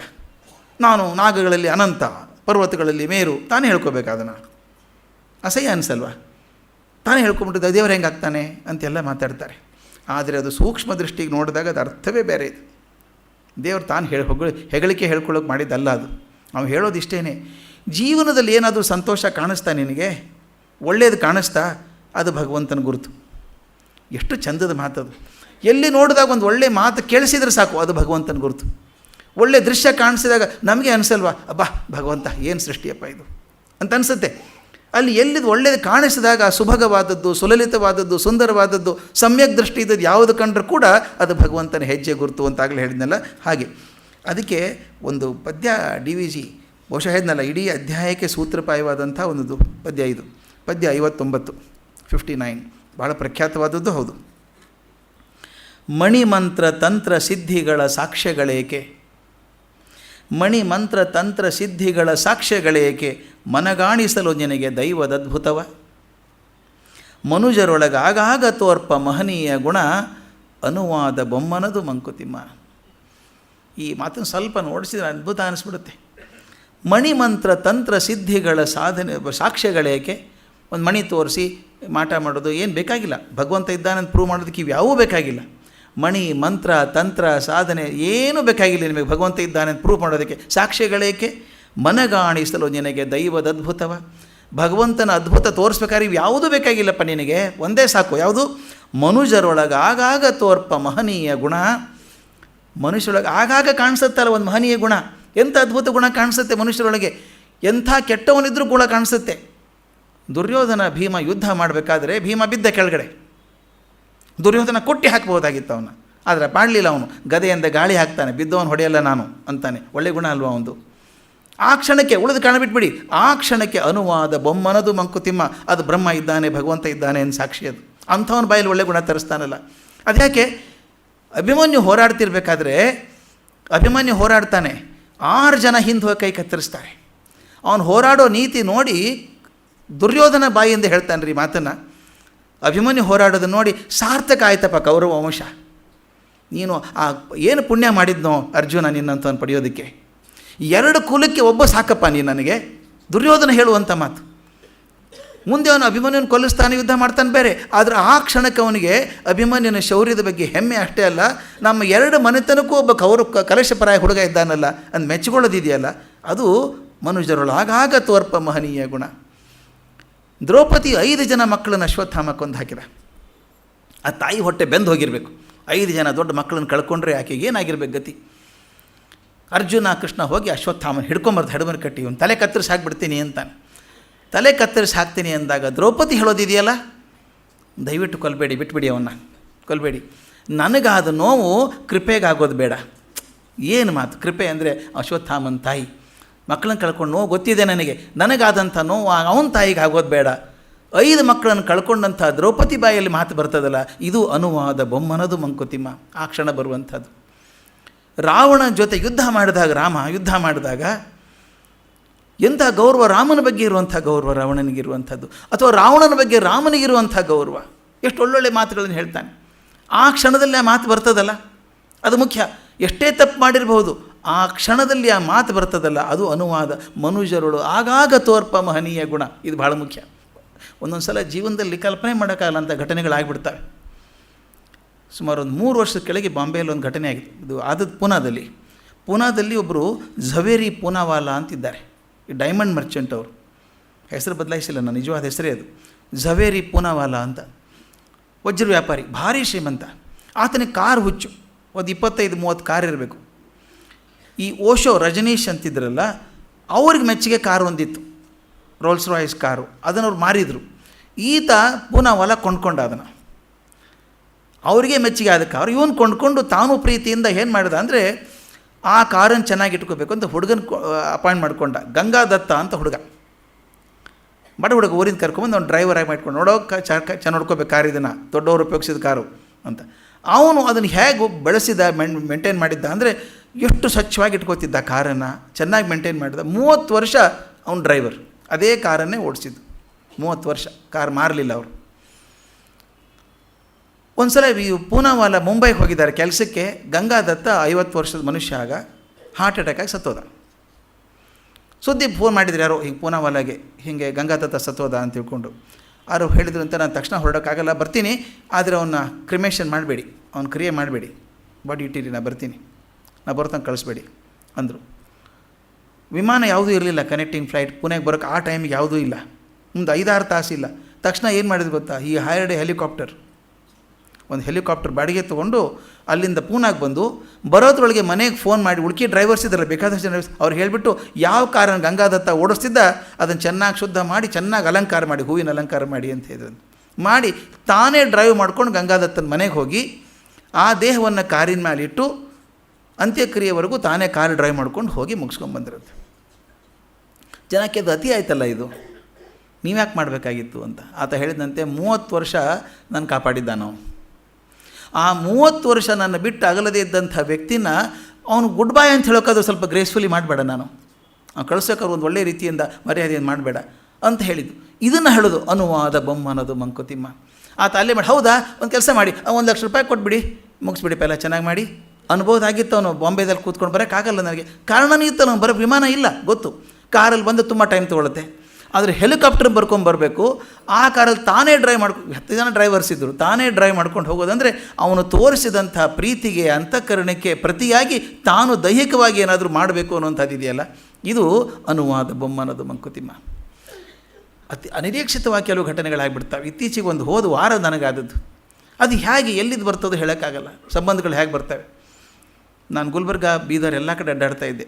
9 ದಿವಸ ಎಲ್ಲಿ ಅಡ್ಡಾಡಿದ್ದೀನಿ ನಾನು ನೆನಪಿಲ್ಲ, ಅಷ್ಟು ಅಡ್ಡಾಡಿದ್ದೀನಿ. ಏನೋ ಕೆಲಸ ಆಯಿತು, ಸುಮ್ಮನೆ ಅಡ್ಡಾಡೋದಲ್ಲ, ಕೆಲಸಕ್ಕೆ ಹೋಗಿ ಅಲ್ಲಿ ರಾಯಚೂರಿಂದ ಬೀದರ್ಗೆ ಬರಬೇಕು ನಾನು, ಅಲ್ಲ ಬೀದರ್ದಿಂದ ಯಾದಗಿರಿಗೆ ಬರಬೇಕು. ಯಾದಗಿರಿ ಅಂತ ಒಂದು ಊರು. ಯಾದಗಿರಿ ಬರ್ತಿರ್ಬೇಕಾದ್ರೆ ಅದು ನನ್ನ ಪ್ರೋಗ್ರಾಮ್ ಪ್ರಿಂಟ್ ಮಾಡಿರ್ತಾರೆ ಮೊದಲೇ, ಯಾರೋ ದಾರಿಯಲ್ಲಿ ಕಾರ್ ನಿಲ್ಲಿಸ್ತಾರೆ, ಮಾತಾಡಿಸ್ತಾರೆ, ಹಿಂಗೇರಿತ್ತು. ಕಾರ್ ನಿಲ್ಲಿಸಿದ್ರು ಒಂದು ಕಡೆಗೆ, ಒಂದು 100 ಜನ ಹುಡುಗರು ಕೂತಿದ್ರು, ಅವ್ರಿಗೆ ಮಾತಾಡಿ ಅಂದರು. 10 ನಿಮಿಷ ಮಾತಾಡಿ ಮತ್ತು ನಾನು ಕಾರ್ ಹತ್ತೋ ಹೊತ್ತಿಗೆ ಒಬ್ಬ ಹೆಣ್ಮಗಳು ಬಂದು, ಸುಮಾರು 65 ವರ್ಷ, 65-70 ವರ್ಷ ಇರಬೇಕು, ಪಕ್ಕ ಯಾದಗಿರಿ ಟೈಪ್ ಮಾತಾಡುವಂಥ ಹೆಣ್ಮಗಳು ಬಂದು, ಅವ್ರ ಜೋಡಿ ಮಗ ಒಬ್ಬ ಇದ್ದ. ಬಾರ ಪಾರ ಇಲ್ಲೇ, ಮಕ್ಕಳಿಗೆ ಪಾರ ಅಂತಾರು, ಪಾರ ಪೋರಿ ಅಂತ ಕರೆಯೋದು, ಮಗ ಮಗಳು ಅನ್ನೋದು. ಬಾರ ಪಾರ ಇಲ್ಲೇ ಅಂತ ಕರ್ಕೊಂಬಂದು ಬಂದು ನಾನು ಕೈ ಹಿಡ್ಕೊಂಡು, ನೀನೇ ಹೌದಲ್ಲಿ ಬರೆಯೋದು ದಿನ ಅಂದ್ಲು. ಬರಿತೇನಲ್ಲ, ಅದು ಅಪರಾಧ ಇರ್ತದೆ, ದಿನ ಬರಿತೇನಲ್ಲ, ನೀನೇ ಹೌದಲ್ಲಿ ದಿನ ಬರೆಯೋದು ಅಂದ್ಲು. ಹೌದಮ್ಮ ನಾನೇ ಬರಿತೀನಿ ದಿನ ಅಂದೆ. ಇವ ಓದಿ ಹೇಳ್ತಾನೆ ದಿನ ನನಗೆ. ಆ ಮುದುಕಿ ಆಕೆ ಹೇಳ್ತಾ, ಹುಡುಗ ಹೇಳ್ತಾನೆ, ನಮ್ಮಮ್ಮ ಬಿಡೋದಿಲ್ಲ ರೀ, ಎದ್ದ ತಕ್ಷಣ ಓದು ಅಂತಾಳೆ. ಶನಿವಾರ ಭಾನುವಾರ ಶಾಪ ಹಾಕ್ತಾಳೆ ಪೇಪರ್ನವ್ರಿಗೆ, ಶನಿವಾರ ಬರಲ್ಲ ಭಾನುವಾರ ಬರಲ್ಲ ಅಂತ ಬೈತಾಳೆ. ದಿನ ಓದಿ ಹೇಳಬೇಕು ನಾನು ಆಕೆಗೆ. ನೀನೇ ಹೌದಲ್ಲಿ ಬರೆಯೋದು ಒಂದು, ಹೌದು ಅಂದೆ. ಬಿಡಬೇಡಪ್ಪ ಬರೀ ಇನ್ನೊಂದಿಷ್ಟು ವರ್ಷ ಬರೀ. ಆ ಮುದುಕಿ ಯಾವ ಹಳ್ಳಿ ಮುದುಕಿ, ಬಿಡಬೇಡಪ್ಪ ಇನ್ನೊಂದಿಷ್ಟು ವರ್ಷ ಬರೀ ಅಂದ್ಬಿಟ್ಟು ಕಡಿಕೊಂದು ಮಾತು ಹೇಳಿದ್ಲು. ನನಗೆ ಗೊತ್ತಿದ್ದ ಪಳ್ಳದ ಕಳ್ಳಲ್ಲಿ ನೀರು ಬಂದುಬಿಡ್ತು. ನನ್ನ ಕೈ ಹಿಡ್ಕೊಂಡು, ನನಗೆ ಇನ್ನೇಟು ಆಯುಷ್ ಉಳ್ದೈತಲ್ಲ ಎಲ್ಲ ನೀನೇ ತೊಗೋಯಪ್ಪ ಅಂದ್ಲು. ಏನು ಮಾತದು, ನನಗೆ ಎಷ್ಟು ವರ್ಷ ಆಯುಷ್ ಉಳಿದಿದೆಯಲ್ಲ ನೀನೇ ತೊಗೋಯಪ್ಪ ಅಂದ್ಲು. ಹಂಗೆ ಕೊಡ್ಲಿಕ್ಕೆ ಬರೋದಿಲ್ಲ ನಿಜ, ಆದರೆ 10 ರೂಪಾಯಿ ಕೊಡೋದಿಲ್ಲ ನಾವು ಯಾರು ಕೇಳಿದಾಗ. ನನ್ನ ಜೀವನದ ಉಳಿದ ಭಾಗ ನೀ ತಗೋ ಅಂತ ಕೊಡಬೇಕಾದ್ರೆ ಮನಸ್ಸು ಹೇಗಿರಬೇಕು. ಅದೇ ಅನುವಾದ ಬೊಮ್ಮನದು ಮಂಕುತಿಮ್ಮ. ಇದು ನನಗೆ ಜೀವನದ ಎಲ್ಲರಿಗೂ ನಿಮಗೆಲ್ಲೂ ಆಗಿದೆ, ಎಲ್ಲರಿಗೂ ಆಗಿರುತ್ತೆ ಘಟನೆಗಳು ಇಂಥವೆಲ್ಲನೂ. ಅದಕ್ಕೆ ಭಗವಂತ ಹೇಳಿದಾಗ ಅನಿಸುತ್ತೆ, ಭಗವಂತ ಇದ್ದಾನೆ ಅಂತ ಸಾಕ್ಷಿಗೆ ಇನ್ನೇನೂ ಬೇಕಾಗಿಲ್ಲ. ವಿಭೂತಿಗಳಿದ್ದಾವೆ ಅಂತ ಸಾಕ್ಷಿ ಬೇಕಾಗಿಲ್ಲ. ಆಗಾಗ ಮನಸ್ಸಲ್ಲಿ ಒಳ್ಳೆಯ ಚಿಂತನೆ ಬರ್ತದಲ್ಲ ಯಾರಿಗೋ, ಅದು ಬ್ರಹ್ಮ ಇದ್ದಾನೆ ಅನ್ನೋ ಸಾಕ್ಷಿ ಅಂತ. ಈಗ ಅರ್ಜುನನ ಖಾತ್ರಿಯಾಗಿ ಹೋಗಿದೆ, ಭಗವಂತನನ್ನು ಇಂದ್ರಿಯಗಳಿಂದ ನೋಡೋಕ್ಕಾಗೋದಿಲ್ಲ, ಮನಸ್ಸಿನಿಂದಾನೇ ನೋಡಬೇಕು.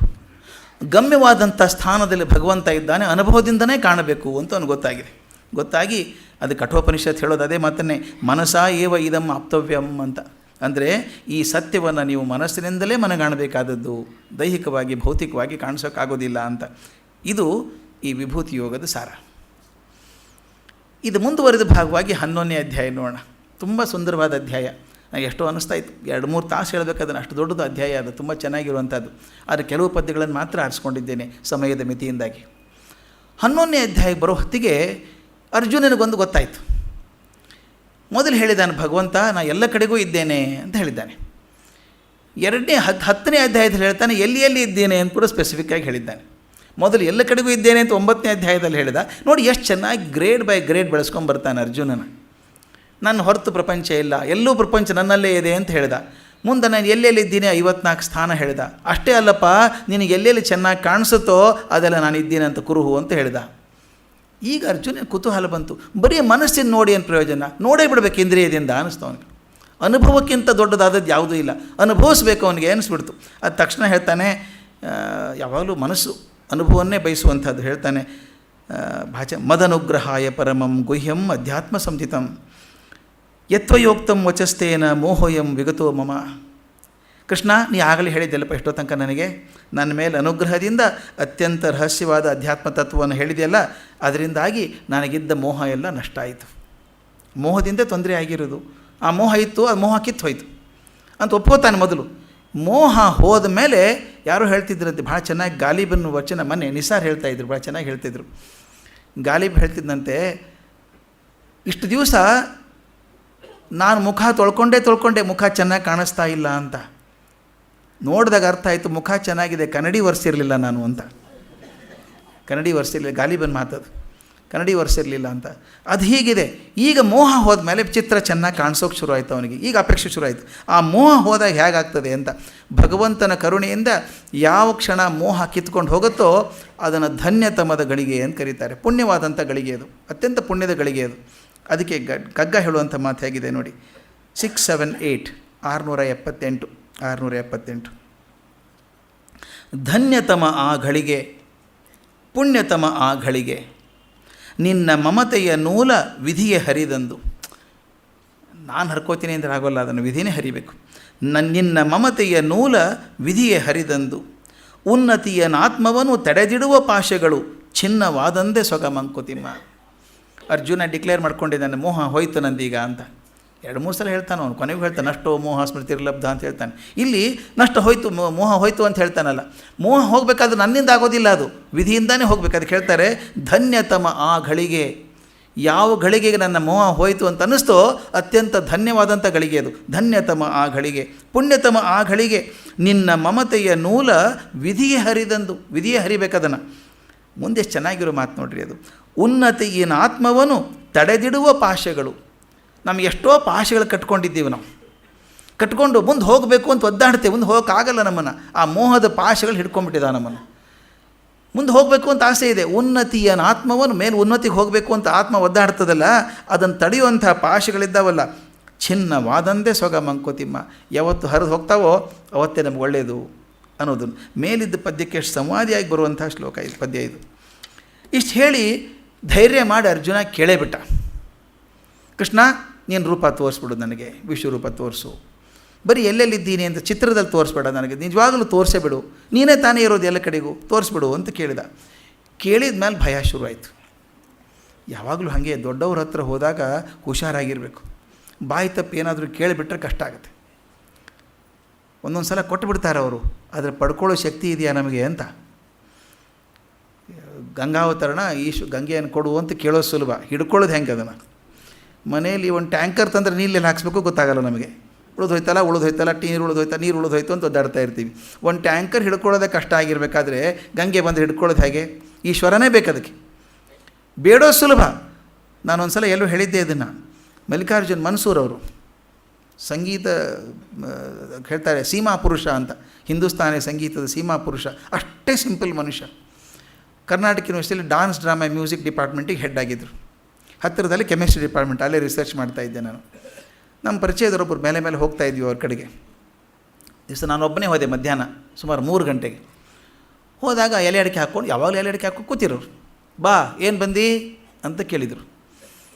ನಾನು ಉದ್ದಡ್ತನ ವಿಪರೀತ, ಅದು ಹಂಗೆ ಕೇಳಬಾರ್ದು. ತುಂಬ ಸಲಿಗೆ ಇತ್ತಲ್ಲ, ಕೂತ್ಕೊಂಡ್ಬಿಟ್ಟು ಒಂದು ಹಾಡು ಹೇಳ್ತೀರಿ ಅಂದೆ. ಯಾರಿಗ್ರಿ ಕೇಳೋದು? ಕಾಳಿದಾಸ್ ಸಮ್ಮಾನ್ ಪ್ರಶಸ್ತಿ ಬಂದಂಥ ಮನುಷ್ಯ ಅವ್ರ ಮುಂದೆ ಒಂದು ಹಾಡು ಹೇಳ್ತೀರಿ? ಒಬ್ಬನೇ ನಾನು ಇರೋದು. ಅವ್ರು ಹಾಡು ಅದೇನು ತ್ರಾಸೋ, ಬಾ ದಂಬಳ ತಬಲಾ ತಗೋ ಅಂದರು. ತಬಲಾ ಯಾವನು ತಬಲ್ಜಿ ಕರೆದ್ರು.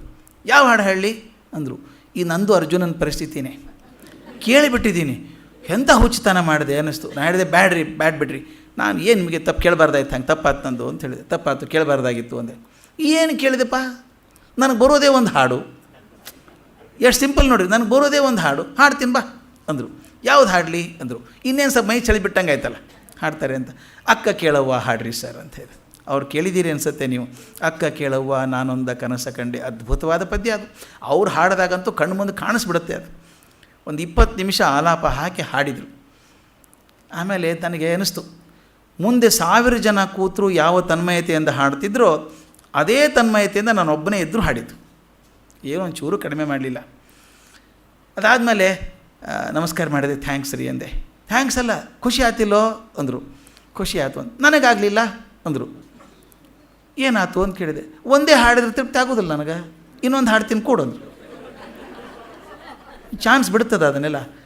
ಆವಾಗ ಹಾಡಿದ್ದು ಕಾಲಲ್ಲಿ ಕಟ್ಟಿದ ಗುಂಡು ಕೊರಳಲ್ಲಿ ಕಟ್ಟಿದ ಬೆಂಡು. ಏನು ಅದ್ಭುತ ವಚನ ರೀ ಬಸವಣ್ಣವ್ರದ್ದು. ಕಾಲಲ್ಲಿ ಕಟ್ಟಿದ ಗುಂಡು ಕೊರಳಲ್ಲಿ ಕಟ್ಟಿದ ಬೆಂಡು, ತೇಲಲಿಯದು ಗುಂಡು ಮುಳುಗಲಿಯದು ಬೆಂಡು, ಇಂತಪ್ಪ ಭವಶರದಿಯ ದಾಂಟಿಸೋ ಕೂಡಲ ಸಂಗಮ ದೇವ ಅಂತ ಕೇಳುವಂಥದ್ದು. ಅದನ್ನು ಹಾಡಿದರು, ಅದ್ಭುತವಾಗಿ ಹಾಡಿದರು. ಹಾಡಿದ್ಮೇಲೆ ನನಗೇನು ಹೇಳಬೇಕು ಅಂತ ತೋಚಲಿಲ್ಲ. ನಮಸ್ಕಾರ ಮಾಡಿ ಹೇಳಿದೆ, ನಾನು ಭಾಳ ದಿವಸ ಬದುಕಿದ್ರೆ ನನ್ನ ಮೊಮ್ಮಗನಿಗೋ ಯಾರಿಗೋ ಹೇಳ್ತೀನಿ, ಅಂಥ ಸೀಮಾ ಪುರುಷನ ಸಂಗೀತ ಕಚೇರಿಗೆ ಏಕಮೇವ ಕೇಳುಗನಾಗುವಂಥ ಭಾಗ್ಯ ನನಗಿತ್ತು ಅಂತ. Solo listener to a great performer. ಯಾಕೆಂದರೆ ಅದ್ಭುತ ಶಕ್ತಿ ನೋಡಿ, ಕೇಳಿಬಿಡ್ತೀವಿ ದೊಡ್ಡವರಿಗೆ, ಅವ್ರು ಕೊಟ್ಟುಬಿಡ್ತಾರೆ. ಹಿಡ್ಕೊಳ್ಳೋ ಶಕ್ತಿ ಇದೆಯಾ ಅಂತ ಅನಿಸ್ಬಿಡುತ್ತೆ ಒಂದೊಂದು ಸಲ. ಅರ್ಜುನಿಗೆ ಭಯ ಆಯಿತು. ಭಯ ಆಗಿ ಅವ್ನು ಪಡ್ಕೊಳ್ಳೋ ಶಕ್ತಿ ಇದೆಯಾ. ತಕ್ಷಣ ವಿನಯ ಬರುತ್ತೆ. ಯಾವಾಗ ನಾನು ತಪ್ಪು ಕೇಳಿದೆ ಅಂದಾಗ ವಿನಯ ಬರೋಕ್ಕೆ ಶುರು ಆಗ್ತದೆ. ಅವಾಗ ಹೇಳ್ತಾನೆ ಅವನು, ಎಷ್ಟು ಚೆನ್ನಾಗಿ ಹೇಳ್ತಾನೆ ಅರ್ಜುನ. ವಿನಯ ಬಂದಿದೆ ಅನ್ನೋ ಸಾಕ್ಷಿ ಅದು. ಕೇಳ್ಕೊತಾನೆ, ಅಮ್ಮ ಕೃಷ್ಣ ಕೇಳಿಬಿಟ್ನಪ್ಪ ನಾನು, ನೀ ರೂಪ ತೋರಿಸಿದ್ರೆ ನೋಡ್ಕೊಳ್ಳೋ ಶಕ್ತಿ ಇದೆಯಾ, ನಾನು ತಡ್ಕೊಳ್ಳೋ ಶಕ್ತಿ ಇದೆಯಾ? ಅದಕ್ಕೆ ಹೇಳ್ತಾನೆ, ಮನ್ಯಸೆ ಯದಿ ಯಚ್ಛಕ್ಯಂ ಮಯಾ ದೃಷ್ಟಿಮಿತಿ ಪ್ರಭು ಯೋಗೇಶ್ವರ ತಥೋ ವೇತ್ವಂ ದರ್ಶಯಾತ್ಮಾನಮವ್ಯಯಂ. ಅವನು ಹೇಳೋದು ಹೇಗಿದೆ ನೋಡಿ, ನೀ ತೋರಿಸು ಅಂತ ಕೇಳಲ್ಲ. ಈಗ ಮನ್ಯಸೆ ಯದಿ ಯಚ್ಛಕ್ಯಂ, ನಿನಗೆ ನಾನು ಓಡಬಹುದು ಅಂತ ನಿನಗನಿಸಿದ್ರೆ ತೋರಿಸೋ ಮರೆ. ನಾನು ನೋಡಬೇಕು ಅಂತ ಅನಿಸುತ್ತೆ. ಹುಡುಗರು ಹೇಳ್ತಾರೆ, ನನ್ನ ಕೈಯಲ್ಲಿ ಕೊಡು, ಹಿಡ್ಕೊತೀನಿ ಸೂಟ್ ಕೇಸು ಅಂತಾರೆ. ಕೊಡೋರಿಗೆ ತಲೆಯಾಗಿರಬೇಕು, ಹುಡುಗ ಹೊತ್ಕೊಳ್ಳೋಕ್ಕಾಗುತ್ತೋ ಇಲ್ಲೋ ಅಂತ. ಅದಕ್ಕೆ ಹೇಳ್ತಾರೆ, ಮನ್ಯಸೆ ಯದಿ ಯಚ್ಛಕ್ಯಂ, ನೀ ನೋಡ್ಕೊಳ್ಳಪ್ಪ, ನಾನು ನೋಡ್ಕೊಳ್ಳೋ ಶಕ್ತಿ ಇದೆ ಅಂತ ಅನಿಸಿದರೆ ನನಗೆ ತೋರಿಸು.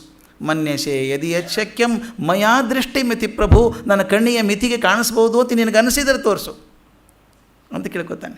ಕೃಷ್ಣ ಹೇಳ್ತಾನೆ, ತೋರಿಸ್ತೇನೆ ನಿನಗೆ, ನನ್ನ ಯೋಗ ಐಶ್ವರ್ಯವನ್ನು ತೋರಿಸ್ತೇನೆ ನಿನಗೆ ಅಂತ ಹೇಳ್ತಾನೆ. ನೀನು ಏನೇನು ನೋಡ್ಬೇಕಂದಿದ್ಯಲ್ಲಪ್ಪ, ಎಲ್ಲೂ ಇದೆ ನೋಡು ಇಲ್ಲಿ ಅಂತ ತೋರಿಸ್ತಾನೆ. ನಾನು ಬಹಳಷ್ಟು ಪದ್ಯಗಳನ್ನು ಬಿಟ್ಕೊಂಡು ಹೋಗಿದ್ದೇನೆ. ಹಾಗೆ ಹೇಳಿದ ಮೇಲೆ ಆ ಕೃಷ್ಣ ನೋಡ್ದ ಅರ್ಜುನನ, ತೋರಿಸ್ಬಿಡ್ತೀನಿ ಅಂದ. ಇವನ ಕಣ್ಣಿಗೆ ಕಾಣಿಸ್ಬೇಕಲ್ಲ, ಇವನ ಕಣ್ಣೇ ಬೇರೆ ಇವಂದು. ಅದಕ್ಕೆ ಹೇಳ್ತಾನೆ, ನತು ಮಾಂ ಶಕ್ಯಸೇ ದೃಷ್ಟುಂ ಅನೇನ ನವ ಪ್ರಚಕ್ಷುಷ ದಿವ್ಯಂ ದದಾಮಿತೆ ಚಕ್ಷು ಪಶ್ಯಮೇ ಯೋಗಮೈಶ್ವರಂ. ಅವ್ನು ಹೇಳ್ತಾನೆ, ನತು ಮಾಂ ಶಕ್ಯತೆ ದೃಷ್ಟುಂ, ನಿನ್ನ ಕಣ್ಣಿಗೆ ನೋಡ್ಲಿಕ್ಕೆ ಆಗೋದಿಲ್ಲಪ್ಪ. ಈ ನಿನ್ನ ಕಣ್ಣವಲ್ಲ, ಈ ಚರ್ಮದ ಚಕ್ಷು, ಇದರಿಂದ ನನ್ನ ದಿವ್ಯ ರೂಪ ನೋಡ್ಲಿಕ್ಕೆ ಆಗೋದಿಲ್ಲ. ಭಗವಂತನ ದೃಷ್ಟಿ ಬಿಡ್ರಿ, ಮನೆಯಲ್ಲಿ 3D ನೋಡೋಕ್ಕಾಗಲ್ಲ ನಿಮಗೆ. ಮತ್ತೊಂದು ಚಶ್ಮೆ ಹಾಕ್ಕೋಬೇಕು ನಾವು ಅಲ್ವಾ? ಮತ್ತೊಂದು ಚಶ್ಮೆ ಹಾಕ್ಕೊಂಡ್ರೆ 3D ಕಾಣಿಸೋದು. 3D ಕಾಣಿಸ್ಬೇಕಾದ್ರೆ ಇನ್ನೊಂದು ಚಶ್ಮೆ ಬೇಕಾಗಿರ್ಬೇಕಾದ್ರೆ ಭಗವಂತನ ರೂಪ ಐಶ್ವರ್ಯ ನೋಡ್ಬೇಕಾದ್ರೆ ಏನಾಗಿರ್ಬೇಕು? ಅವ್ನು ಹೇಳ್ದ, ಈ ಚರ್ಮ ಚಕ್ಷುವಿಂದ ಆಗೋದಿಲ್ಲ. ದಿವ್ಯಂ ದದಾತಿ ಮೇ ಚಕ್ಷು, ನಾನೇ ಒಂದು ದಿವ್ಯ ಕಣ್ಣುಗಳನ್ನು ಕೊಡ್ತೇನೆ ನಿನಗೆ, ಆಗ ನೋಡು. ಪಶ್ಯಮೇ ಯೋಗಮೈಶ್ವರಂ, ನನ್ನ ಐಶ್ವರ್ಯವಂಥ ಯೋಗ ಇದೆಯಲ್ಲ ಅದನ್ನು ನೋಡು ನೀನು, ಯೋಗದ ಐಶ್ವರ್ಯವನ್ನು ಅಂತ ಹೇಳಿ ಒಂದು ಕಣ್ಣು ಕೊಟ್ಟ ಅಂತ. ದಿವ್ಯವಾದ ಕಣ್ಣುಗಳನ್ನು ಕೊಟ್ಟ. ಇವು ಗುಡ್ಡೆ ರೆಪ್ಪೆ ಇರುವಂಥ ಕಣ್ಣ ಅಲ್ಲವು. ಒಳಗಿನ ದಿವ್ಯ ಚಕ್ಷುವನ್ನು ಕೊಡ್ತಾನೆ, ಅಂತಶ್ಚಕ್ಷುವನ್ನು ಕೊಡ್ತಾನೆ. ಅಂತಶ್ಚಕ್ಷು ಅನ್ನೋದು ನಮ್ಮಲ್ಲಿ ಎಲ್ರಿಗೂ ಇರ್ತದೆ. ಕೆಲವೊಂದು ಸಲ ಭಾಳ ಸಲ ಮುಚ್ಕೊಂಡಿರುತ್ತೆ, ಕೆಲವೊಂದು ಸಲ ತೆಗಿತದೆ. ಯಾವಾಗಲೂ ಒಂದು ಸಲ ಅರಿವಾದಾಗ ಛೇ ಇದು ಹೀಗಾಗಬೇಕಾಗಿತ್ತಲ್ಲ ಅಂಥ ಚಕ್ಷು ಓಪನ್ ಆಗಿರುತ್ತೆ ನಮ್ಮಲ್ಲೆಲ್ಲನೂ ಅಂತ. ಎಷ್ಟು ಚೆನ್ನಾಗಿದೆ ನೋಡಿ, ಆತ್ಮತತ್ವವನ್ನು ಗ್ರಹಿಸಬಲ್ಲಂಥ ಕಣ್ಣುಗಳನ್ನು ಭಗವಂತ ಪ್ರದಾನ ಮಾಡ್ತಾನೆ ಅವನಿಗೆ. ಅದನ್ನು DVG ಎಷ್ಟು ಚೆಂದ ಇಟ್ಟಿದ್ದಾರೆ ಕಣ್ಣು. 692 692 ಎಷ್ಟು ಸುಲಭವಾಗಿ ಬರೀತಾರಪ್ಪ ಅನಿಸ್ಬಿಡುತ್ತೆ. ಬರೀ ಓದು, ಬರೀ ವಾದ, ಬರೀ ಬುದ್ಧಿ ದೊರಕಿಸದು ಪರತತ್ವವನ್ನು. ಬರೀ ಓದು, ಬರೀ ವಾದ, ಬರೀ ಬುದ್ಧಿ ದೊರಕಿಸದು ಪರತತ್ವವನ್ನು. ಬೇಕು ಬೇರೆ ಕಣ್ಣದಕ್ಕೆ, ಬೇಕು ಬೇರೆ ಕಣ್ಣದಕ್ಕೆ. ಚಿರದ ಮಮತಾ ವೇಷ್ಟಿತದ ಪೊರೆಯ ಹರಿದಂದು ಅರಳುವುದು ಅರಿವಿನ ಕಣ್ಣು ಮಂಕುತಿಮ್ಮ. ಎಷ್ಟು ಕಣ್ಣಿನ ಚೋತಾರ ನೋಡಿ. ಅರ್ಜುನಿಗೆ ಅರಿವಿನ ಕಣ್ಣು ಬೇಕಾಗಿತ್ತು ಆವಾಗ. ಬರೀ ಓದು, ಬರೀ ವಾದ, ಬರೀ ತತ್ವದಿಂದ ಯಾವ ಪರತತ್ವ ಸಾಧನೆಯೂ ಆಗೋದಿಲ್ಲ. ಓದಬಹುದು, ಬಾಯ್ಪಾಠ ಆಗುತ್ತೆ ಅಷ್ಟೇ. ವಾದ ಮಾಡಿ ಗೆಲ್ಲಬಹುದು, ಆದರೆ ವಾದದಿಂದ ತತ್ವ ಸಿಕ್ತು ಅಂತ ಹೇಳಕ್ಕೆ ಬರೋದಿಲ್ಲ. ಬರೀ ಬುದ್ಧಿಗೆ ನಿಲುಕಲಾರದ್ದದು ಸಿಗದ ಪರಸತ್ವ. ಬೇಕು ಬೇರೆ ಕಣ್ಣದಕ್ಕೆ. ಈ ಕಣ್ಣಿನಿಂದ ಆಗುವಂಥದ್ದಲ್ಲ, ಬೇರೆ ಕಣ್ಣು ಬೇಕು. ಅದು ಯಾವ ಕಣ್ಣು? ಚಿರದ ಶಾಶ್ವತವಾಗಿರುವಂಥ ಮಮತಾ ವೇಷ್ಟಿತದ ಪೊರೆಯ ಹರಿದಂದು. ಪದ ನೋಡ್ರಿ, ಮಮತಾ ವೇಷ್ಟಿ ಅಂತ. ವೇಷ್ಟಿ ಅಂದರೆ ಆವರಣ. ನಾವು ಮಮತೆ ಅನ್ನುವಂಥ ಆವರಣದಲ್ಲಿ ಸಿಕ್ಕಾಕ್ಕೊಂಡಿದ್ದೀವಿ. ನನ್ನದು, ನನ್ನ ಮನೆ, ನನ್ನ ಹೆಂಡತಿ, ನನ್ನ ಮಕ್ಕಳು, ನನ್ನ ಮನೆ, ನನ್ನ ಪರಿವಾರ ಅಂತ ಹೇಳಿ ಒಂದು ಸುತ್ತ ಹಾಕ್ಕೊಂಡಿದ್ದೀವಿ ನಾವು. ಮಮತಾ ವೇಷ್ಟಿತ ಅದೊಂದು ವೇಷ್ಟಿತ ಹಾಕಿ ಕೂತ್ಕೊಂಡು ಸುತ್ತಕೊಂಡಿದ್ದಾನೆ ಸುತ್ತಲ. ಚಿರದ ಮಮತಾ ವೇಷ್ಟಿತದ ಮಮತೆ ಅನ್ನುವಂಥ ಆವರಣವನ್ನು ಪೊರೆಯ ಹರಿದಂದು ಯಾವತ್ತು ಆ ಆವರಣದ ಪೊರೆ ಹರಿತದೋ ನಂದಲ್ಲ ಅಂತ ಹೊರಗೆ ಬರ್ತೇನೋ ಅರಳುವುದು ಅರಿವಿನ ಕಣ್ಣು ಮಂಕುತಿಮ್ಮ. ಇದು ನಂದಲ್ಲ ಅಂತ ಹೊರಗೆ ಬರಬೇಕು. ಆಗ ಅರಳುತ್ತದೆ ಕಣ್ಣು. ಯಾವುದು? ಅರಿವಿನ ಕಣ್ಣು ಮಂಕುತಿಮ್ಮ. ಒಂದು ಸಲ ಕೃಷ್ಣ ಅವನಿಗೆ ಅರಿವಿನ ಕಣ್ಣನ್ನು ಕೊಟ್ಟು, ಈಗ ನೋಡಪ್ಪ ನನ್ನ ಐಶ್ವರ್ಯವನ್ನು ಅಂತ ಹೇಳ್ತಾನೆ. ಬಹುಶಃ ಅದು ಆಗ ಹೊರತು ಕಾಣಿಸೋದಿಲ್ಲ ಅನಿಸುತ್ತೆ. ಹಿಂದಕ್ಕೊಂದು ಸಲ ನಾನು ಹೇಳಿದ್ದು ನೆನಪು ಅನಿಸುತ್ತೆ, ಹೇಳಿರಬೇಕು ಅನಿಸುತ್ತೆ. ಎಷ್ಟೋ ಸಲ ನಾವು ಅನುಭವ ಆಯಿತು ಅಂತ ಅನ್ಕೋತೇವೆ. ಅನುಭವ ಆಗಿರೋಲ್ಲ, ನಮಗೆ ಅಭಿನಯ ಆಗಿರುತ್ತೆ. ಒಬ್ಬ ಪೂನಾ ಪಂಡಿತರ ಬಗ್ಗೆ ಹೇಳಿದ್ದೆ ನಾನು. ಬಹುದೊಡ್ಡ ವ್ಯಾಕರಣ ಪಂಡಿತರು ಪೂನಾ ದೇಶದಲ್ಲಿದ್ದರು. ಅವರಿಗೆ ಆಧುನಿಕ ಪಾಣಿನಿ ಅಂತ ಕರೀತಾ ಇದ್ದರಂತೆ ಜನ, ಅಷ್ಟು ದೊಡ್ಡವರು.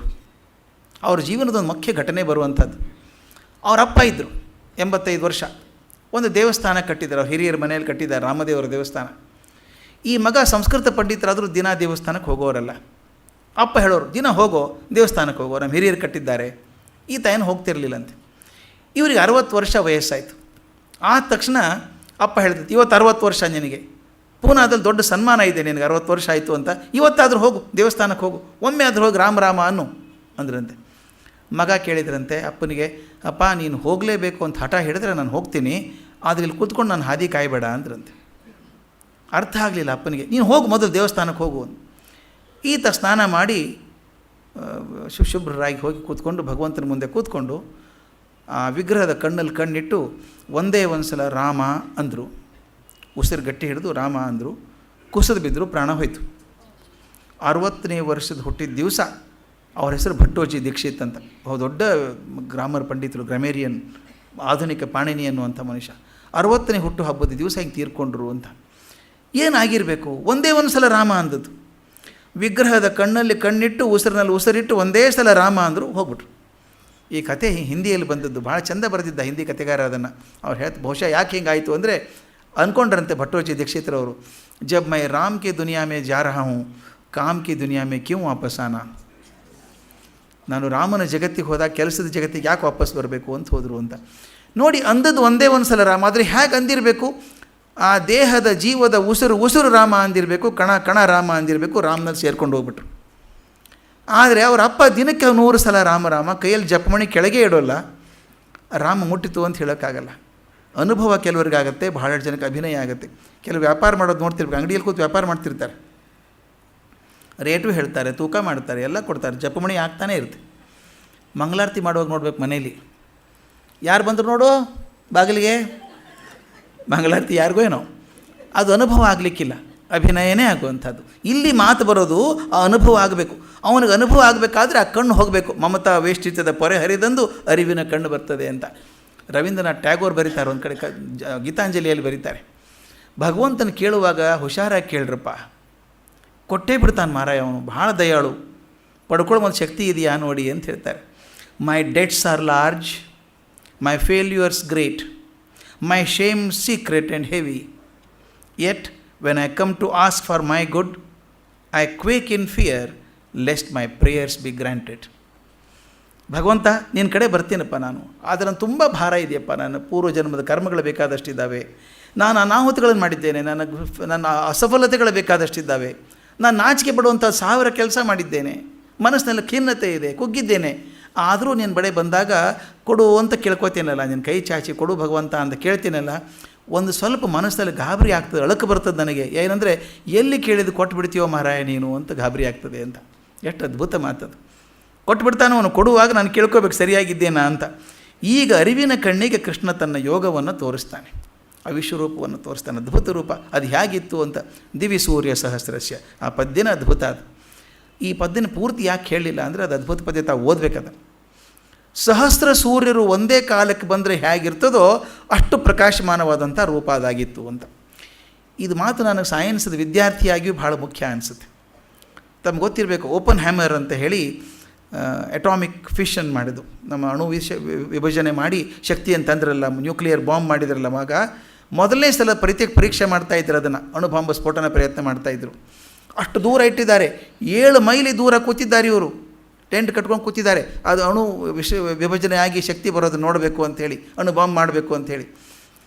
ಆ ಅಣು ಬಾಂಬ್ ಸ್ಫೋಟ ಆದಾಗ ದೊಡ್ಡವರು ಇದರೆಲ್ಲ, Niels Bohr, Oppenheimer, Fermi, Enrico Fermi ಇವರೆಲ್ಲ ಕೂತಿದ್ದಾರೆ.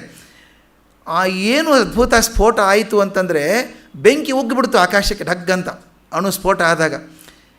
ಈ ಓಪನ್ ಹ್ಯಾಮರ್ ಇದ್ದಾನಲ್ಲ ತರುಣ, ಇವನು ಅವಾಗ ಗಾಬರಿಯಾಗಿ ಯಾವ ಟೆಂಟಿಗೆ ಕೂತಿದ್ನೋ ಟೆಂಟಿನ ಕಂಬ ಹಿಡ್ಕೊಂಡು ಜೋತ್ ಬಿದ್ದಿದ್ದಾನೆ.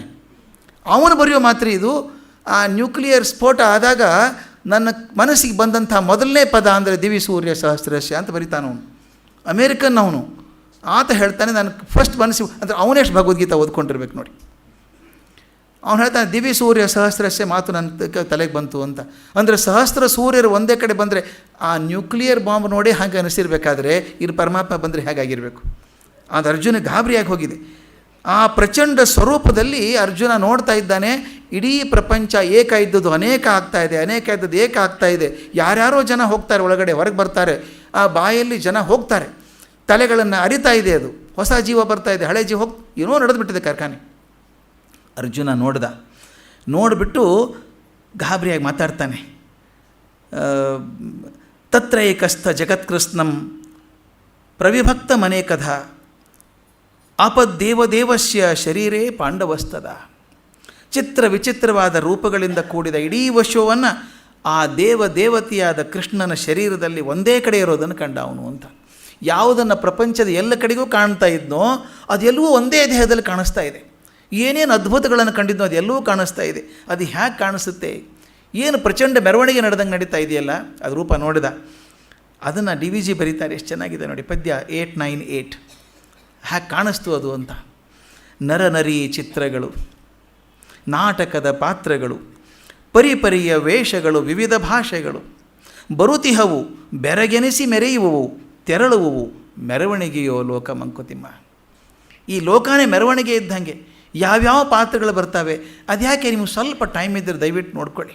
ನಿಮ್ಮ ಮನೆ ಮುಂದೆ ಬಾಲ್ಕನಿ ಇದ್ದರೆ ಅಥವಾ ಮನೆ ಮುಂದೆ ಕುರ್ಚಿ ಹಾಕ್ಕೊಂಡು ಕೂತ್ಕೊಳ್ಳಿ, ಗೇಟಲ್ಲಿ ಹೋಗಿ ಬರೋ ಜನ ನೋಡಿ, ಫುಟ್ಪಾತ್ನಲ್ಲಿ ಹೋಗೋರನ್ನ ಏನು ಅದ್ಭುತ ಅನಿಸುತ್ತೆ. ಕೆಲವು ನೋಡಬೇಕು, ಅವ್ರ ಪ್ರಪಂಚದಲ್ಲೇ ಇರ್ತಾರೆ.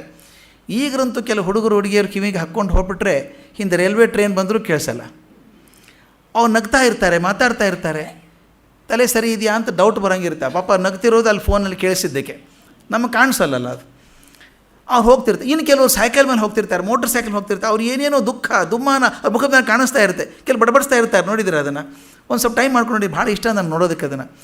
ಒಂದು 100 ಜನ ನೋಡಿ, 100 ಥರದ ರೂಪ, 100 ಚಿಂತೆಗಳು. ನಾವಿಷ್ಟು ಜನ ಕೂತಿದ್ದೀವಿ, ಒಂದು 200-300 ಜನ ಕೂತಿದ್ದೀವಿ ಇಲ್ಲಿ.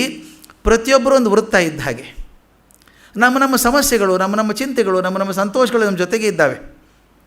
ಪಕ್ಕದಲ್ಲೇ ಕೂತವ್ರಿಗೆ ಅವ್ರ ಚಿಂತೆನೇ ಬೇರೆ, ನನ್ನ ಚಿಂತೆನೇ ಬೇರೆ. ಈ ಕೂತಾಗ ಒಂದೇನೋ ಕಾಮನ್ ಮಾತು ಕೇಳಿಸ್ತಾ ಇದೆ. ಇದು ಮುಗಿದು ಹೊರಗೆ ಹೋದ ತಕ್ಷಣ ಆ ಚಿಂತೆ ಶುರು, ಆ ವೃತ್ತದಿಂದ ಬೇರೆ ಹೋಗ್ತೀವಿ.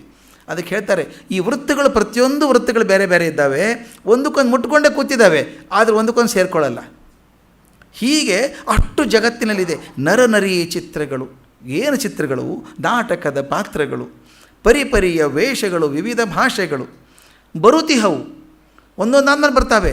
ಬೆರಗೆನಿಸಿ ಆಶ್ಚರ್ಯ ಆಗೋಗಿ ಅನಿಸಿದಾಗ ಮೈ ಮೆರೆಯುವವು, ಆಶ್ಚರ್ಯ ಆಗೋಗಿ ಮೆರೀತವೆ, ತೆರಳುವವು. ನಾವು ಜೀವನದಲ್ಲಿ ನೋಡಲಿಲ್ವಾ, ಯಾರ್ಯಾರು ಅದ್ಭುತ ಪಾತ್ರಗಳು ಬಂದು, ಓಹ್ ಎಂಥ ಆ್ಯಕ್ಟರ್ ಇವನು, ಅದ್ಭುತ ಆ್ಯಕ್ಟರು ಅಂದ್ವಿ. 20 ವರ್ಷ 30 ವರ್ಷ ಮಾಡಿದ, ಮರೆಯಾಗಿ ಹೋಗ್ಬಿಟ್ಟ, ಪತ್ತೇನೇ ಇಲ್ಲ ಈಗ. ಎಂಥ ಆ್ಯಕ್ಟರ್ ರೀ, ಅವನ ಹಿಂದೆ ಜನ ಓಡ್ಕೊಂಡು ಹೋಗ್ತೀವಿ, 16,000 ಜನ. ಇವತ್ತು ಅವನು ಹೋದ್ರೆ ಯಾರೂ ಇಲ್ಲ. ಹೀಗೆ ಮರೆಯುವು, ತೆರಳುವು, ಮೆರವಣಿಗೆಯೋ ಲೋಕ ಮಂಕುತಿಮ್ಮ. ಇಂಥ ಮೆರವಣಿಗೆಯನ್ನು ಅರ್ಜುನ ಕೃಷ್ಣನಲ್ಲಿ ಕಂಡ. ಈ ರೂಪವನ್ನು ನೋಡಿ ಗಾಬರಿ ಆಗೋಯ್ತು ಅವನಿಗೆ. ಬೆರಗಾದ, ನಡುಗಿದ, ಪುಲಕಿತನಾದ, ಕೈ ಮುಗಿದ, ಕೊನೆಗೆ ಸ್ತೋತ್ರ ಮಾಡೋಕ್ಕೆ ಶುರು ಮಾಡಿದ. ಕೊನೆಗೆ ಬರೋದು ಅದೇ, ಸ್ತೋತ್ರ ಮಾಡೋಕ್ಕೆ ಶುರು ಮಾಡಿದ. ಪಶ್ಯಾಮಿ ದೇವಾಂಸ್ತವ ದೇವ ದೇವೇ. ಅದ್ಭುತವಾದ ಪದ್ಯ. ಇದನ್ನು ತಾವು ನೋಡ್ಬೇಕು 11ನೇ ಅಧ್ಯಾಯದಲ್ಲಿ. ಆ ಛಂದಸ್ಸೇ ಬೇರೆ ಆಗಿಬಿಡ್ತಿದೆ ಹಂತ ಬಂದ ಕೂಡಲೇ. ಕೃಷ್ಣ ತನ್ನ ರೂಪವನ್ನು ತೋರಿಸೋವರೆಗೂ ಸಿಂಪಲ್ ಆಗಿದ್ದಂಥದ್ದು, ಒಂದೇ ಸಲ ಕೃಷ್ಣ ವಿಶ್ವರೂಪ ತೋರಿಸಿದ ತಕ್ಷಣ ಅದು ವಿಶೇಷವಾದ ಅನುಭವ ಅನ್ನೋ ಹಾಗೆ ಛಂದಸ್ಸೇ ಬೇರೆ ಆಗಿಬಿಡ್ತದೆ. ಮೇಲಿಂದ ಹೇಗಿತ್ತು ನೋಡಿ, ತತ್ರೈಕಸ್ಥಂ ಜಗತ್ಕೃಷ್ಣಂ ಪ್ರವಿಭತ್ತ ಮನೆ ಗದ, ಆ ಧಾಟಿ ಬರೋದು. ಇಲ್ಲಿ ಏಕ್ದಮ್ ಪಶ್ಯಾಮಿ ದೇವಾಂಸ್ತವ ದೇವೇ ದೇಹೆ ಸರ್ವಾಂಸ್ತತಾ ಭೂತ ವಿಶೇಷ ಸಂಘಾನ್ ಬ್ರಹ್ಮಾಣಮೀಶಂ ಕಮಲಾಸನಸ್ಥಾಂ ಋಷೀಂಶ ಸರ್ವಾನ್ ಉರುಗಾಂಶ ದಿವ್ಯಾನ್ ಹೇಳ್ತಾನೆ. ಏನೇನು ನೋಡ್ತಾ ಇದ್ದೀನಿ ನಾನು. ಅರ್ಜುನ ಗಾಬರಿಯಾಗಿ, ಇದು ಹೇಗಿದೆ ಗೊತ್ತಾ, ಅವನು ಏನೇನು ಹೇಳ್ತಾನೆ, ಆರ್ಡರ್ ಇಲ್ಲ ಅದರೊಳಗೆ. ಎಷ್ಟು ನ್ಯಾಚುರಲ್ ಆಗಿ ಬಂದಿದೆ ಅಂತಂದರೆ, ನೀವು ಅದ್ಭುತವಾದ ಮೆರವಣಿಗೆ ನೋಡ್ತಾ ಇದ್ದೀರಿ ಅಂತ ಇಟ್ಕೊಳ್ಳಿ. ಒಂದು 100 ಜನ ಸಿನಿಮಾ ಆ್ಯಕ್ಟರ್ಸ್ ಇದ್ದಾರೆ, ಒಂದು 100 ಜನ ಕ್ರಿಕೆಟರ್ಸ್ ಇದ್ದಾರೆ, ಒಂದು 100 ಜನ ಬ್ಯಾಡ್ಮಿಂಟನ್ ಪ್ಲೇಯರು, ಜಗತ್ತಿನ ಅಥ್ಲೀಟ್ಸ್ ಎಲ್ಲ ಬಂದಿದ್ದಾರೆ. ಒಲಿಂಪಿಕ್ ಗ್ರೌಂಡು ಶುರು ಆಗ್ತಾಯಿದೆ, ಮ್ಯಾಚ್ ಶುರು ಆಗ್ತದೆ. ಕ್ರಿಕೆಟರ್ ಸೇರಿಸ್ಕೊಳ್ಳಿ ಒಲಿಂಪಿಕಲ್ಲಿ for some time, no problem. ಒಂದು 1000 ಜನ ಆಟಗಾರರು ಬಂದರು, ನೀವು ಅತ್ಯಂತ ಖುಷಿಯಿಂದ ಹೋಗಿದ್ದೀರಿ. ಅಲ್ಲಿ ಯಾರು ನೋಡ್ತೀವಿ, ಅವ್ನು ನೋಡು ಅರ್ಜೆಂಟೀನಾದವನು, ಇವು ನೋಡು ಬ್ರೆಜಿಲ್ನವನು ಅನ್ನಲ್ವ. ನಾವು ಆರಿಸ್ಕೊಂಡು ಪ್ರಯಾರಿಟಿ ಪ್ರಕಾರ ನೋಡೋದೇ ಇಲ್ಲ. ಯಾರ್ಯಾರು ಹೇಗೆ ಕಾಣಿಸ್ತಾರೋ ಹಂಗೆ ಹೇಳ್ತಾ ಹೋಗ್ತೀವಿ. ಅವನು ಖುಷಿ ಹೆಂಗಿದ್ದಾನೆ ಹೇಳೋದಕ್ಕೆ. ದೇವದೇವ, ನಿನ್ನ ಶರೀರದಲ್ಲಿ ಸಕಲ ಭೂತ ಸಮುದಾಯವನ್ನು ನೋಡ್ತಾ ಇದ್ದೇನೆ, ಕಮಲಾಸನಸ್ಥನಾದ ಬ್ರಹ್ಮದೇವನನ್ನು ನೋಡ್ತಾ ಇದ್ದೇನೆ, ಋಷಿಗಳನ್ನು ನೋಡ್ತಾ ಇದ್ದೇನೆ, ಸರ್ಪಗಳನ್ನು ನೋಡ್ತಾ ಇದ್ದೇನೆ. ನೋಡಿ ಹೆಂಗಿದೆ ಆರ್ಡರ್ ನೋಡಿ, ಏನೇನು ನೋಡ್ತಾ ಇದ್ದೇನೆ. ನಿನ್ನ ಭೂತ ಸಮುದಾಯ ನೋಡ್ತಾ ಇದ್ದೀನಿ, ಭೂತಗಳನ್ನು ನೋಡ್ತೇನೆ, ಬ್ರಹ್ಮನ ನೋಡ್ತೇನೆ, ಅಲ್ಲಿ ಋಷಿಗಳನ್ನು ನೋಡ್ತೇನೆ, ಸರ್ಪಗಳನ್ನು ನೋಡ್ತೇನೆ. ಅವನು ಏನೇನು ಕಾಣಿಸ್ತೋ ಆರ್ಡರ್ ಕೂಡ ಇಲ್ಲದೆ ಇಡೀ ವಿಶ್ವದ ದೃಶ್ಯವನ್ನು ನೋಡೋದನ್ನು ಹೇಳ್ತಾ ಹೋಗ್ತಾನೆ. ಒಂದು ದೃಶ್ಯದಲ್ಲಿ ಹಿಡಿದಿಡೋಕ್ಕೆ ಸಾಧ್ಯ ಇಲ್ಲ, ಮಾತಿನಲ್ಲಿ ಅಂತ ಹಿಡಿಯೋಕ್ಕೆ ಸಾಧ್ಯವೇ ಇಲ್ಲ. ಅದನ್ನು DVGS ಚಂದ ಬರೀತಾರೆ ನೋಡಿ, ಆ ವಿಶ್ವರೂಪದಲ್ಲಿ ಏನೇನಿತ್ತು ಅನ್ನೋದನ್ನು. ಪದ್ಯ 322 322. ಆ ವಿಶ್ವರೂಪ ಸಂದರ್ಶನದಿ ಹೊಂದಿಹವು ಜೀವ ನಿರ್ಜೀವಗಳು, ಕ್ರಮ ಯದೃಚ್ಛೆಗಳು, ಅವಶ್ಯ ವಶ್ಯ ಸ್ವಾಚ್ಛಂದ ನಿರ್ಬಂಧಗಳು, ಕೈವಲ್ಯ ದೃಷ್ಟಿ ಇದು ಮಂಕುತಿಮ್ಮ. ಒಂದು 4 ಸಾಲಲ್ಲಿ ಏನೇನು ತುಂಬಬಹುದು, ಮ್ಯಾಕ್ಸಿಮಮ್ ಅಂದರೆ ಅಷ್ಟು ಮಾಡಿದೆ. ಏನೇನು ಕಾಣಬಹುದು ಅಲ್ಲಿ ಅಂತ. ಆ ವಿಶ್ವರೂಪ ಸಂದರ್ಶನದಿ, ಆ ವಿಶ್ವರೂಪವನ್ನು ನೋಡುವಾಗ 2 ರೀತಿಯಲ್ಲಿ ನೋಡ್ಕೋಬೋದು ಸ್ವಾಮಿ ಇದನ್ನು. ಒಂದು ನಿಜವಾದ ಭಗವಂತನ ವಿಶ್ವರೂಪ ಅರ್ಜುನ ಕಂಡದ್ದು ಅಂತ ಒಂದು ಕಡೆ ಇಟ್ಕೊಂಡಾಗ, ನಮ್ಮ ಕಣ್ಣಿಗೆ ಕಾಣಿಸುವಂಥ ವಿಶ್ವವನ್ನು ಇಟ್ಕೋಬೇಕು ನಾವು. ಇದು ವಿಶ್ವರೂಪನೇ. ಇದು ವಿಶ್ವರೂಪ ನಮ್ಮ ಕಣ್ಣಿಗೆ ಕಾಣಿಸ್ತಾ ಇದೆ ನೋಡಿದರೆ. ಆ ವಿಶ್ವರೂಪ ಸಂದರ್ಶನದಿ ಹೊಂದಿಹವು ಜೀವ ನಿರ್ಜೀವಗಳು, ಕ್ರಮ ಯದೃಚ್ಛೆಗಳು. ಕ್ರಮ ಅಂದರೆ ಯಾವುದು ಒಂದಾದ್ಮೇಲೆ ಲಾಜಿಕಲ್ ಆಗಿದೆಯೋ ಅದು. ಯದೃಚ್ಛೆ ಅಂತಂದರೆ ಆಕಸ್ಮಿಕವಾಗಿ ಆಗುವಂಥದ್ದು. ಎಷ್ಟೊಂದು ಪ್ಲ್ಯಾಂಡ್ ಆಗಿರೋದಿರ್ತದೆ, ಎಷ್ಟೊಂದು ಆಕಸ್ಮಿಕವಾಗಿ ಆಗುವಂಥದ್ದಾಗತ್ತೆ ನಮ್ಮ ಜೀವನದಲ್ಲಿ. ಅವಶ್ಯ ವಶ್ಯಗಳು, ಯಾವುದು ನಮ್ಮ ಕೈಗೆ ಸಿಗುವಂಥದ್ದು, ಸಿಗದೇ ಇರುವಂಥದ್ದು. ಸ್ವಾಚ್ಛಂದ ನಿರ್ಬಂಧಗಳು, ಯಾವುದು ತನ್ನ ಸ್ವಚ್ಛಂದವಾಗಿರುವಂಥದ್ದು, ಯಾವುದು ನಿರ್ಬಂಧದಲ್ಲಿರುವಂಥದ್ದು, ಎಲ್ಲವೂ ಇದೆ. ಇದೆಲ್ಲ ಕೈವಲ್ಯ ದೃಷ್ಟಿ ಇದು ಮಂಕುತಿಮ್ಮ. ಒಂದಕ್ಕೊಂದು ವಿರೋಧಾಭಾಸ ಯಾವುದೂ ಇಲ್ಲ. ಅದ್ಯಾಕಿದೆ ಇದ್ಯಾಕಿದೆ ಅನ್ನೋಂಗಿಲ್ಲ. ಎಲ್ಲವೂ ಒಂದು ಕೈವಲ್ಯ ದೃಷ್ಟಿಯ ಒಂದು ರೂಪ. ಹಾವು ಹೇಗೆ ಒಂದು ಸೃಷ್ಟಿಯ ರೂಪನೋ, ನವಿಲು ಕೂಡ ಒಂದು ಸೃಷ್ಟಿಯ ರೂಪ. ಒಂದು ಚಂದವಾಗಿರುವಂಥ ಪಕ್ಷಿ ಇರ್ಬೋದು, ಒಂದು ಸ್ವಾನ್ ಇರ್ಬೋದು, ಒಂದು ಹಕ್ಕಿ ಹಾರುವಂಥ ಒಂದು ದೊಡ್ಡ ಪಾರಿವಾಳ ಇರ್ಬೋದು, ಅದಕ್ಕೆ ಗೂಗೇನು ಒಂದು ಪಕ್ಷಿನೇ. ಯಾವುದರಲ್ಲೂ ಕೆಟ್ಟದು ಅಂತಿಲ್ಲ. ಕೈವಲ್ಯ ದೃಷ್ಟಿಯೊಳಗೆ ಎರಡೂ ಒಂದೇ. ಅದಕ್ಕೆ ಇನ್ನೊಂದು ಹೇಳ್ತಾರೆ ಪದ್ಯ 321 321. ಅದರ ಮುಂದುವರೆದ ಭಾಗ ಇದ್ದಂಗಿದೆ. ಜೀವನದ ಪರಿಪೂರ್ಣ ದರ್ಶನವದೊಂದಿಹುದು, ಜೀವನದ ಪರಿಪೂರ್ಣ ದರ್ಶನ ಅದೊಂದಿಹುದು, ಭೂವ್ಯೋಮ ವಿಸ್ತರದ ಮಿತಿಯ ಮೀರ್ದುದುದು. ದೇವ ನರ ಪಶು ಸಸಿಗಳೆಲ್ಲ ಕುಣಿಯುವವರಲ್ಲಿ ಭಾವಿಸ ಚಿತ್ರವನ್ನು ಮಂಕುತಿಮ್ಮ. ಮನಸ್ಸಲ್ಲಿ ಚಿತ್ರ ಕಣ್ಮುಂದೆ ತೊಗೊಂಬ ಅಂತ ಹೇಳ್ತಾರೆ. ಆ ವಿಶ್ವರೂಪ ಹೇಗಿದೆ, ಜೀವನದ ಪರಿಪೂರ್ಣ ದರ್ಶನ ಅದೊಂದಿಹುದು. ನಮ್ಮ ಜೀವನದ ಅತ್ಯಂತ ಪರಿಪೂರ್ಣ ದರ್ಶನ ಅಂತಂದಿದೆ. ಅದರೊಳಗೆ ಏನಿದೆ, ಹೇಗಿದೆ ಗೊತ್ತಾ, ಅದು ಭೂವ್ಯೋಮ ವಿಸ್ತರದ ಮಿತಿಯ ಮೀರ್ದುದುದು. ನಮ್ಮ ಭೂವ್ಯೋಮ ಅಂತ ಏನು ಹಾಕ್ಕೊಂಡಿದ್ದೀವೋ ಪ್ರಪಂಚದ್ದು ಆ ವಿಸ್ತಾರವನ್ನು ದಾಟಿ ಹೊರಗೆ ಹೋದಂಥದ್ದು. ವಿಜ್ಞಾನದಲ್ಲಿ ಹೇಳ್ತಾರೆ ಎಷ್ಟು ದೊಡ್ಡದು ಪ್ರಪಂಚ. ನೀವು ಯಾವುದಾದ್ರೂ ಒಂದು ಸ್ಪೇಸ್ ಶಿಪ್ ಕಳಿಸೋದಾದರೆ, ಒಂದು ರಾಕೆಟ್ ಕಳಿಸೋದಾದರೆ, ಅದು ಬೆಳಕಿನ ವೇಗದಲ್ಲಿ ಹೋಗೋದಾದರೆ, ಅಂದರೆ ಸೆಕೆಂಡಿಗೆ 3 ಲಕ್ಷ ಕಿಲೋಮೀಟ್ರ್ ವೇಗ, ಸೆಕೆಂಡಿಗೆ 3 ಲಕ್ಷ ಕಿಲೋಮೀಟ್ರ್ ಹೋಗುವಂಥ ಒಂದು ರಾಕೆಟ್ ಹಾರಿಸಿದರೆ ಭೂಮಿಯಿಂದ ಎಲ್ಲಿವರೆಗೆ ಹೋಗ್ಬೋದು? ಅದು 75,000 ವರ್ಷ ಹೋದರೂ ಕೂಡ ಈ ಜಗತ್ತಿನ ತುದಿಗೆ ಬರೋಲ್ಲ ಅಂತ. 75,000 ವರ್ಷ ಹೋದರು. ಇದು ನಾವು ಕಂಡು ವಿಜ್ಞಾನ ಕಂಡು ಪೂರ್ ವಿಜ್ಞಾನಿಗಳು ಇದು ದಾಟಿ ಮುಂದೆ ಎಷ್ಟಿದೆಯೋ ಅದಕ್ಕೆ ಹೇಳ್ತಾರೆ, ಭೂವ್ಯೋಮ ವಿಸ್ತರದ ಮಿತಿಯ ಮೀರ್ದುದು, infinite, that is the word. ದೇವ ನರ ಪಶು ಸಸಿಗಳೆಲ್ಲ ಕುಣಿಯುವರಲ್ಲಿ, ದೇವರು, ನರರು, ಪಶುಗಳು, ಸಸಿಗಳು ಯಾರನ್ನೂ ಬಿಡಿ ಎಲ್ಲರೂ ಕುಣಿತಾ ಇದ್ದಾರೆ. ಆ ಪ್ರಪಂಚ ನೋಡಿದ್ರೆ ಅದ್ಭುತ ಅನಿಸುತ್ತೆ. ಭಾವಿಸ ಚಿತ್ರವನ್ನು ಮಂಕುತಿಮ್ಮ, ನಮ್ಮ ಕಣ್ಣಿಗೆ ಕಾಣೋದ್ರೊಳಗೆ ಹೇಗಿರಬೇಕಾದರೆ ಕೃಷ್ಣ ತೋರಿಸಿದಂಥ ವಿಶ್ವರೂಪ ದರ್ಶನ ಹೇಗಿರಬೇಕು. ಈ ಅದ್ಭುತವಾದ ಭಯಂಕರವಾದ ರೂಪವನ್ನು ನೋಡಿದ. ಅವನ ಹಿಂದೆ ಕೃಷ್ಣನ ಕಂಡವನು, ಸ್ನೇಹಿತನಾಗಿ ಅಡ್ಡಾಡಿದವರಿಬ್ಬರು, ನರನಾರಾಯಣರಿಬ್ಬರು. ಇವು ನೋಡಿದ ಇದು ಏನು ಅವತಾರ ಅಂದ್ಬಿಟ್ಟ. ಈ ಉಗ್ರ ರೂಪ ನೋಡೇ ಇರಲಿಲ್ಲ ಮೊದಲು, ನಾನು ಕಾಣಲಾರದ ರೂಪ ಇದು. ಹೇಳ್ತಾನೆ, ಅದ್ಭುತವಾದ ಭಯಂಕರ ರೂಪನ ಕಂಗಾಲಾಗಿ ಇದ್ದೇನಪ್ಪ ನಾನು. ನೀನು ಯಾರಪ್ಪ ನಿಜವಾಗ್ಲೂ? ನೀನು ನಿಜವಾಗ್ಲೂ ಯಾರು? ಏನು ರೂಪ, ನಿಜವಾದ ರೂಪ ನಿನ್ನದು ಅಂತ ಕೇಳಿದ ಕೃಷ್ಣ ಹೇಳ್ತಾನೆ, ಕಾಲೋಸ್ಮಿ ಲೋಕಕ್ಷಯಕೃತ್ ಪ್ರವೃದ್ಧೋ ಲೋಕಾನ್ ಸಮಾಹರ್ತು ಮಿಹತ್ ಪ್ರವೃದ್ಧ ಋತೆ ಪಿತ್ವಾನ್ನ ಭವಿಷ್ಯಂತಿ ಸರ್ವೇ ಏ ಅವಸ್ಥಿತಾ ಪ್ರತ್ಯನೀಕೇಶು ಯೋಧಾ. ಕಾಲೋಸ್ಮಿ, ನಾನು ಕಾಲನಾಗಿ ಬಂದಿದ್ದೇನೆ, ಈಗ ಎಲ್ಲವನ್ನು ನುಂಗಲಿಕ್ಕೆ ಸಿದ್ಧನಾಗಿದ್ದೇನೆ ನಾನು. ಕಾಲೋಸ್ಮಿ ಲೋಕಕ್ಷಯಕೃತ್ ಪ್ರವೃದ್ಧೋ, ಲೋಕವನ್ನು ಕ್ಷಯ ಮಾಡಲಿಕ್ಕೆ ಬಂದಿದ್ದೇನೆ ನಾನೀಗ. ಲೋಕಾನ್ ಸಮಾಹರ್ತು ಮಿವತ್ ಪ್ರವೃತ್ತ, ನಾನು ಎಲ್ಲವನ್ನು ನುಂಗಲಿಕ್ಕೆ ಬಂದಿದ್ದೇನೆ. ಇನ್ನೊಂದು ಕಡೆಗೊಂದು ಹೇಳ್ತಾನೆ, ನೀನು ಯುದ್ಧ ಮಾಡದಿದ್ದರೆ ಸಹಿತ, ಯುದ್ಧ ಮಾಡಲ್ಲ ಅಂತ ಹೆದರಿಸ್ತಿದ್ದೆಲ್ಲ ಮೊದಲು ನೀನು, ನೀ ಯುದ್ಧ ಮಾಡದಿದ್ದರೆ ಸಹಿತ ಎದುರಿಗಿನ ಯಾವ ಯೋಧರು ಉಳಿಯೋದಿಲ್ಲ.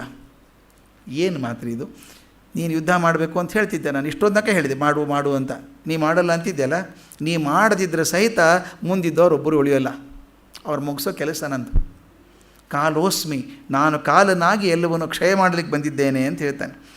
ಈ ವಿಶ್ವರೂಪ ಸೃಷ್ಟಿ ಲಯಕ್ಕೆ ಕಾರಣವಾದಂಥದ್ದು, ಸೃಷ್ಟಿಗೂ ಆಗುವಂಥದ್ದು. ಅರ್ಜುನ ನೋಡ್ತಾ ಇರ್ತಾನೆ, ಬಾಯಿಂದ ಹೊಸ ಹೊಸ ಜಗತ್ತು ಬರ್ತಾ ಇದೆ, ಒಳಗೆ ಹೋಗ್ತಾ ಇದೆ, ಹೊಸದು ಬರ್ತದೆ. ಸೃಷ್ಟಿ ಲಯ ಎರಡೂ ಆಗುವಂಥದ್ದು. ಮನುಷ್ಯನಿಗೆ ಅಲ್ಲಿ ಸ್ಥಳ ಇದೆ.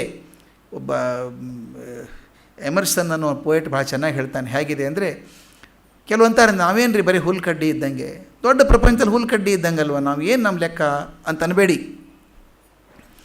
ಹುಲ್ಕಡ್ಡಿನೇ ಇರ್ಬೋದು, but without you the world will be poorer by a blade of grass ಅಂತ ಎಷ್ಟು ಚೆನ್ನಾಗಿ ಹೇಳ್ತಾನೆ. ನೀನು ಇಲ್ಲದೆ ಹೋದರೆ ಅಷ್ಟರ ಮಟ್ಟಿಗೆ ಬಡವಾಗ್ತಿತ್ತಲ್ಲ ಭೂಮಿ, ಇದು ಒಂದು ಕಡ್ಡಿ ಕಮ್ಮಿ ಆಗ್ತಿತ್ತಲ್ಲ. ಅಂದರೆ ನೀವು ಏನೂ ಅಲ್ಲ ಅಂದರೂ ಕೂಡ ಜಗತ್ತಿನ ಬೆಳವಣಿಗೆ ಕಾರಣ ಆಗಿರ್ತೀರಿ ಅಂತ ಅದಕ್ಕೆ ಹೇಳ್ತಾನೆ. ಮನುಷ್ಯನಿಗೆ ಸ್ಥಳ ಇಲ್ಲ ಅಂದರೂ ಕೂಡ ಅವನಿಗೆ ಅವಶ್ಯಕತೆ ಆದರೆ ಹೇಳ್ತದೆ ಅದು, ನೀನು ಇಲ್ಲದೆ ಹೋದರೂ ನಡೀತದೆ ಪ್ರಪಂಚ. ಕೆಲವ್ರು ಹಾಗಂತೀವಿ, ನಾನು ಊರಿಗೆ ಹೋಗ್ಬಿಟ್ರೆ ಗತಿ ಏನು ಫ್ಯಾಕ್ಟ್ರಿದು, ನಾನು ಊರಿಗೆ ಹೋದರೆ ಆಫೀಸ್ ನೋಡ್ಕೊಳ್ಳೋರು ಯಾರು? ಏನೇನೂ ಆಗಲ್ಲ, ಆಫೀಸ್ಗೆ ಚೆನ್ನಾಗೇ ನಡೀತದೆ, ಇನ್ನೂ ಚೆನ್ನಾಗೇ ನಡೀತದೆ ಬಹುಶಃ. ನಮಗಿರುತ್ತೆ. ನಾನು ಒಂದು ಕತೆ ಬರೆದಿದ್ದೆ, ತಾಯಂದ್ರಿಗೆ ಭಾಳ ಇದು, ಊರಿಗೆ ಹೋದಾಗ ಮಕ್ಕಳು ಚೆನ್ನಾಗಿ ನೋಡ್ಕೊಳ್ಳಲ್ಲ ಅಂತ, ಮನೆ ಹಾಳು ಮಾಡಿಬಿಡ್ತಾರೆ ಹುಡುಗರು. ತಾಯಿ ಇದ್ದರು, ಮನೇಲಿ 3 ಜನ ಬೆಳೆದ ಮಕ್ಕಳು, ಗಿಟಿ ಓದ್ಕೊಂಡು ಹುಡುಗರು ಎಲ್ಲ ನೌಕರಿ ಮಾಡ್ತಾಯಿದ್ದು. ಅಪ್ಪ ಅಮ್ಮ ಊರಿಗೆಲ್ಲ ಪ್ರವಾಸಕ್ಕೆ ಹೋಗಬೇಕು, ತೀರ್ಥಯಾತ್ರೆಗೆ ಅಂತ ಇದ್ದರು. ಹೋಗಿ ಬಾಪ ಅಂತ ಮಕ್ಕಳು ಹೇಳ್ತಾಯಿದ್ರು. ಅಯ್ಯೋ, ಇವ್ರ ಕೈ ಬಿಟ್ಟು ಹೋಗೋದ ಮನೆ, ತಲೆ ಕೆಳಗೆ ಮಾಡಿಬಿಡ್ತಾರೆ ಮನೆಯವರು, ನಾನು 1 ತಾಸು ಹೊರಗೆ ಹೋದರೆ ಮನೆ ಹೊಲಸು ಮಾಡಿರ್ತಾರೆ ಇವರು ಅಂತ ತಾಯಿ. ಏನಾಗಲಿಲ್ಲ ಹೋಗಿ ಅಂತ ಒತ್ತಾಯ ಮಾಡಿ ಕಳಿಸಿದರು. ಮಕ್ಕಳು ಹೋಗಿ ಮಾಮ ಕಳಿಸಿದರು. ಅಮ್ಮ ಟ್ರೈನ್ ಹತ್ತಿ ಬಂದ ತಕ್ಷಣ ಮನೆ ಅಪ್ಸೈಡ್ ಡೌನ್ ಆಯಿತು. ಮತ್ತು ಆರಾಮಾಗಿ ಚೆನ್ನಾಗಿ ತಮಗೆ ಹೆಂಗೆ ಬೇಕೋ ಹಂಗಿದ್ರು. 3 ದಿವಸ 10 ದಿವಸ ಚೆನ್ನಾಗೇ ಇದ್ದರು. ಅಮ್ಮ ಬರೋ ಹೊತ್ತಿಗೆ ಬರ್ತಾಳೆ ಅಂತ ಗೊತ್ತಿತ್ತಲ್ಲ, ಯಾವ ಊರಿಗೆ ಯಾವತ್ತು ಬರ್ತಾಳೆ ಅಂತ. ಮನೆಯೆಲ್ಲ ಚೊಕ್ಕಟ ಮಾಡಿ ಮೊದಲು ಹೇಗಿತ್ತೋ ಹಾಗೆ ಇಟ್ಟರಂತೆ, ಚೆನ್ನಾಗಿ ಇಟ್ಟಿದ್ರಂತೆ. ಅಮ್ಮ ಬಂದಮೇಲೆ ಸಂತೋಷ ಆಗಲಿಲ್ಲಂತ ಅಮ್ಮನಿಗೆ. ಸಂತೋಷ ಯಾಕೆ ಆಗಲಿಲ್ಲ ಹೇಳಿ? ಹಾಗೆ ಅನ್ನಿಸ್ತು, ನಾನು ಇಲ್ಲದೆ ಹೋದರೂ ಚೆನ್ನಾಗಿ ಇಟ್ಕೋತಾರೆ ಇವರು ಅಂತ ದುಃಖ ಆಯ್ತಂತೆ. ಅದು ಚೆನ್ನಾಗಿಲ್ಲದೆ ಹೋದರೆ ನಾನು ಹೇಳಿರಲಿಲ್ವಾ ಮನೆ ಹಾಳು ಮಾಡ್ತಾರೆ ಅಂತ. ನೋಡಿ ಅಂದರೆ ನಾನು ಎಷ್ಟು ಇಂಡಿಸ್ಪೆನ್ಸಿಬಲ್ ಆಗಿದ್ದೀನಿ ಅಂತ, ನಾನು ಬಿಟ್ಟರೆ ಆಗೋದಿಲ್ಲ ಅನ್ನೋಂಗಿರ್ತದೆ. ಅದಕ್ಕೆ ಹೇಳ್ತಾನೆ, ಏನೂ ಚಿಂತೆ ಮಾಡಬೇಡಿ, ಯು ಆರ್ ನಾಟ್ ಇಂಡಿಸ್ಪೆನ್ಸಿಬಲ್, ನೀವು ಬಿಟ್ಟರು ಕೂಡ ಕೊಲ್ತೀನಿ ಅವ್ರನ್ನೆಲ್ಲನೂ ಅಂತ ಹೇಳ್ತಾನೆ. ಆದ್ದರಿಂದ ನಮಗಿರುವಂಥ ಕೆಲಸ ಏನು? ಈ ಪ್ರಪಂಚದ ವಿಸ್ತರಣಾ ಆಕುಂಚನ ನಡೆದಿದೆಯಲ್ಲ, ಸೃಷ್ಟಿ ಪ್ರಳಯ ಆಗ್ತಾ ಇದೆಯಲ್ಲ, ನಾವು ಬದುಕಿದ್ದೀವಿ. ಈಗ ಬದುಕಿ ನಮ್ಮ ಕೆಲಸ ಏನು? ನಾವು ಏನು ಕೆಲಸ ಮಾಡಿದರೂ ಆ ಜೀವನವನ್ನು ಉದ್ಧಾರ ಮಾಡೋದಕ್ಕೆ ಏನು ಸಾಧ್ಯ ಇದೆಯೋ ಅಷ್ಟು ಮಾಡ್ಕೊಳ್ಳಿ. ನಿಮ್ಮ ಸ್ವಸ್ವರೂಪವನ್ನು ಕಂಡುಕೊಳ್ಳಿ ಅಂತ ಕೃಷ್ಣ ಹೇಳ್ತಾನೆ. ಈ ಜಗತ್ತು ನನಗೇನು ಕೆಲಸ ಆಗಾದರೆ, ನೀನೇ ಕೊಲ್ಲೋದಾದ್ರೆ ನಾನೇ ಯಾಕೆ ಬರಬೇಕಪ್ಪ ಬಾಣ ಬಿಲ್ಲು ಹಿಡ್ಕೊಂಡು ಅಂತ ಕೇಳ್ಬೋದು ನೀನು. ಹೇಳ್ತಾನೆ, ನಿನ್ನ ಜೀವನ ಉದ್ಧಾರ ಮಾಡ್ಕೊಳ್ಳಯ್ಯ, ಈ ಕೆಲಸದೊಳಗೆ ನಿನ್ನ ಸ್ವಸ್ವರೂಪವನ್ನು ಕಂಡುಕೋ ಅಂತ ಹೇಳ್ತಾನೆ. ಅದು ಎಷ್ಟು ಚೆಂದಾಗಿ ಡಿ ವಿ ಜಿ ಹೇಳ್ತಾರೆ ಮಾತನ್ನು. ಆ ಪದಗಳನ್ನು ಬಳಕೆ ನೋಡಿ. 531 531 ಶಶ್ವದ್ವಿಕಾಸನ ಹಾಸನ ಕ್ರಮಗಳಿಂ ವಿಶ್ವದಲ್ಲಿ ನರ್ತಿಸುತ್ತೆ ಪುರುಷೋನ್ನತಿಯೋಳ್ ಸ್ವಸ್ವರೂಪವನ್ನು ಅರಸುವಾಟ ಪರಚೇತನದ ಹೃಷ್ಯದ್ವಿಲಾಸವೆಲು ಮಂಕುತಿಮ್ಮ. ಪದ್ಯ ಸ್ವಲ್ಪ ಕ್ಲಿಷ್ಟ ಅನಿಸುತ್ತೆ, ಬಟ್ ತುಂಬ ಚೆನ್ನಾಗಿರುವಂಥದ್ದು. ಶಶ್ವದ್ವಿಕಾಸನ, ಶಶ್ವತ್ ಅಂದರೆ ಶಾಶ್ವತವಾದಂಥದ್ದು, ಶಾಶ್ವತವಾಗಿ ಆಗ್ತಾ ಇರುತ್ತೆ. ಈ ಪ್ರಪಂಚನ ಇರೋದೇ ಹೇಗೆ? ಅದು ಆಕುಂಚನ ಆಕರ್ಷಣ ಆಗ್ತಾನೇ ಇರ್ತದೆ. ಪ್ರಳಯ ಸೃಷ್ಟಿ ಆಗ್ತಾನೇ ಇರುತ್ತೆ. ಪ್ರತಿ ಕ್ಷಣಕ್ಕೂ ಸೃಷ್ಟಿ ಆಗ್ತದೆ, ಪ್ರತಿ ಕ್ಷಣಕ್ಕೂ ಪ್ರಳಯ ಆಗ್ತದೆ. ಈ ಮಾತನ್ನು ಕಡೆ ಹೇಳ್ತಾರೆ. ಕಣ್ಣು ಮುಚ್ಚಿ ಕಣ್ಣು ತೆಗಿತೀವಲ್ಲ ನಾವು, ಕಣ್ಣು ಮುಚ್ಚಿದಾಗ ಅಷ್ಟರ ಮಟ್ಟಿಗೆ ಪ್ರಳಯ ಆಯಿತು ನನಗೆ, ಏನೂ ಕಾಣಿಸಲ್ಲ ಆವಾಗ. ಕಣ್ಣು ತೆಗೆದಾಗ ಮತ್ತೆ ಸೃಷ್ಟಿ, ಪ್ರತಿ ಕ್ಷಣವೂ ನನಗೆ ಸೃಷ್ಟಿ ಪ್ರಳಯ ಆಗ್ತಾಯಿದೆ. ಎಲ್ಲೋ ಒಂದು ಕಡೆ 3 ಜನ ತೀರ್ಕೊಂಡ್ರು, ಅವ್ರ ಮಟ್ಟಿಗೆ ಪ್ರಳಯ ಆಯಿತು. ಯಾವಾಗ 1000 ಜನ ಸತ್ತೋದ್ರು ಭೂಕಂಪ ಆಗಿ, ಅಷ್ಟು ಪ್ರಳಯ ಆಯಿತು ದೊಡ್ಡ ಪ್ರಮಾಣದಲ್ಲಿ. ನಡೀತಾನೇ ಇರ್ತದೆ. ಅದಕ್ಕೆ ಹೇಳ್ತಾರೆ ಶಶ್ವದ್ವಿಕಾಸನ, ಶಾಶ್ವತವಾದ ವಿಕಾಸನ, ಹಿಗ್ಗುವಿಕೆ, ಹ್ರಾಸನ ಅಂದರೆ ಕುಗ್ಗುವಿಕೆ, ವಿಕಾಸನ ಹ್ರಾಸನ ಕ್ರಮಗಳಿಂ ವಿಶ್ವದಲ್ಲಿ ನರ್ತಿಸುತ್ತೆ ಪುರುಷೋನ್ನತಿಯೋಳು. ಇಷ್ಟಿದ್ರೆ ಸಹಿತ ವಿಶ್ವದಲ್ಲಿ ನಾನು ಕುಣ್ಕೊಂಡಿರಬೇಕು, ಸಂತೋಷವಾಗಿರಬೇಕು. ಪುರುಷ ಉನ್ನತಿಯೋಳು, ಸಾಧನೆ ಮಾಡ್ತೀನಿ ಅಂತ. ಏನು ಕೆಲಸ? ಸ್ವಸ್ವರೂಪವನ್ನು ಅರಸುವಾಟ. ನಮ್ಮ ಕೆಲಸ ಏನು? ಸ್ವಸ್ವರೂಪವನ್ನು, ನಮ್ಮ ಸ್ವಂತ ರೂಪ ಏನಿದೆಯೋ, ನಾನು ನಿಜವಾಗಲೂ ಯಾರೋ ಅದನ್ನು ಹುಡುಕುವಂಥ ಆಟ ಪರಚೇತನದ ಹೃಷ್ಯದ್ವಿಲಾಸವೆಲೋ ಮಂಕುತಿಮ್ಮ.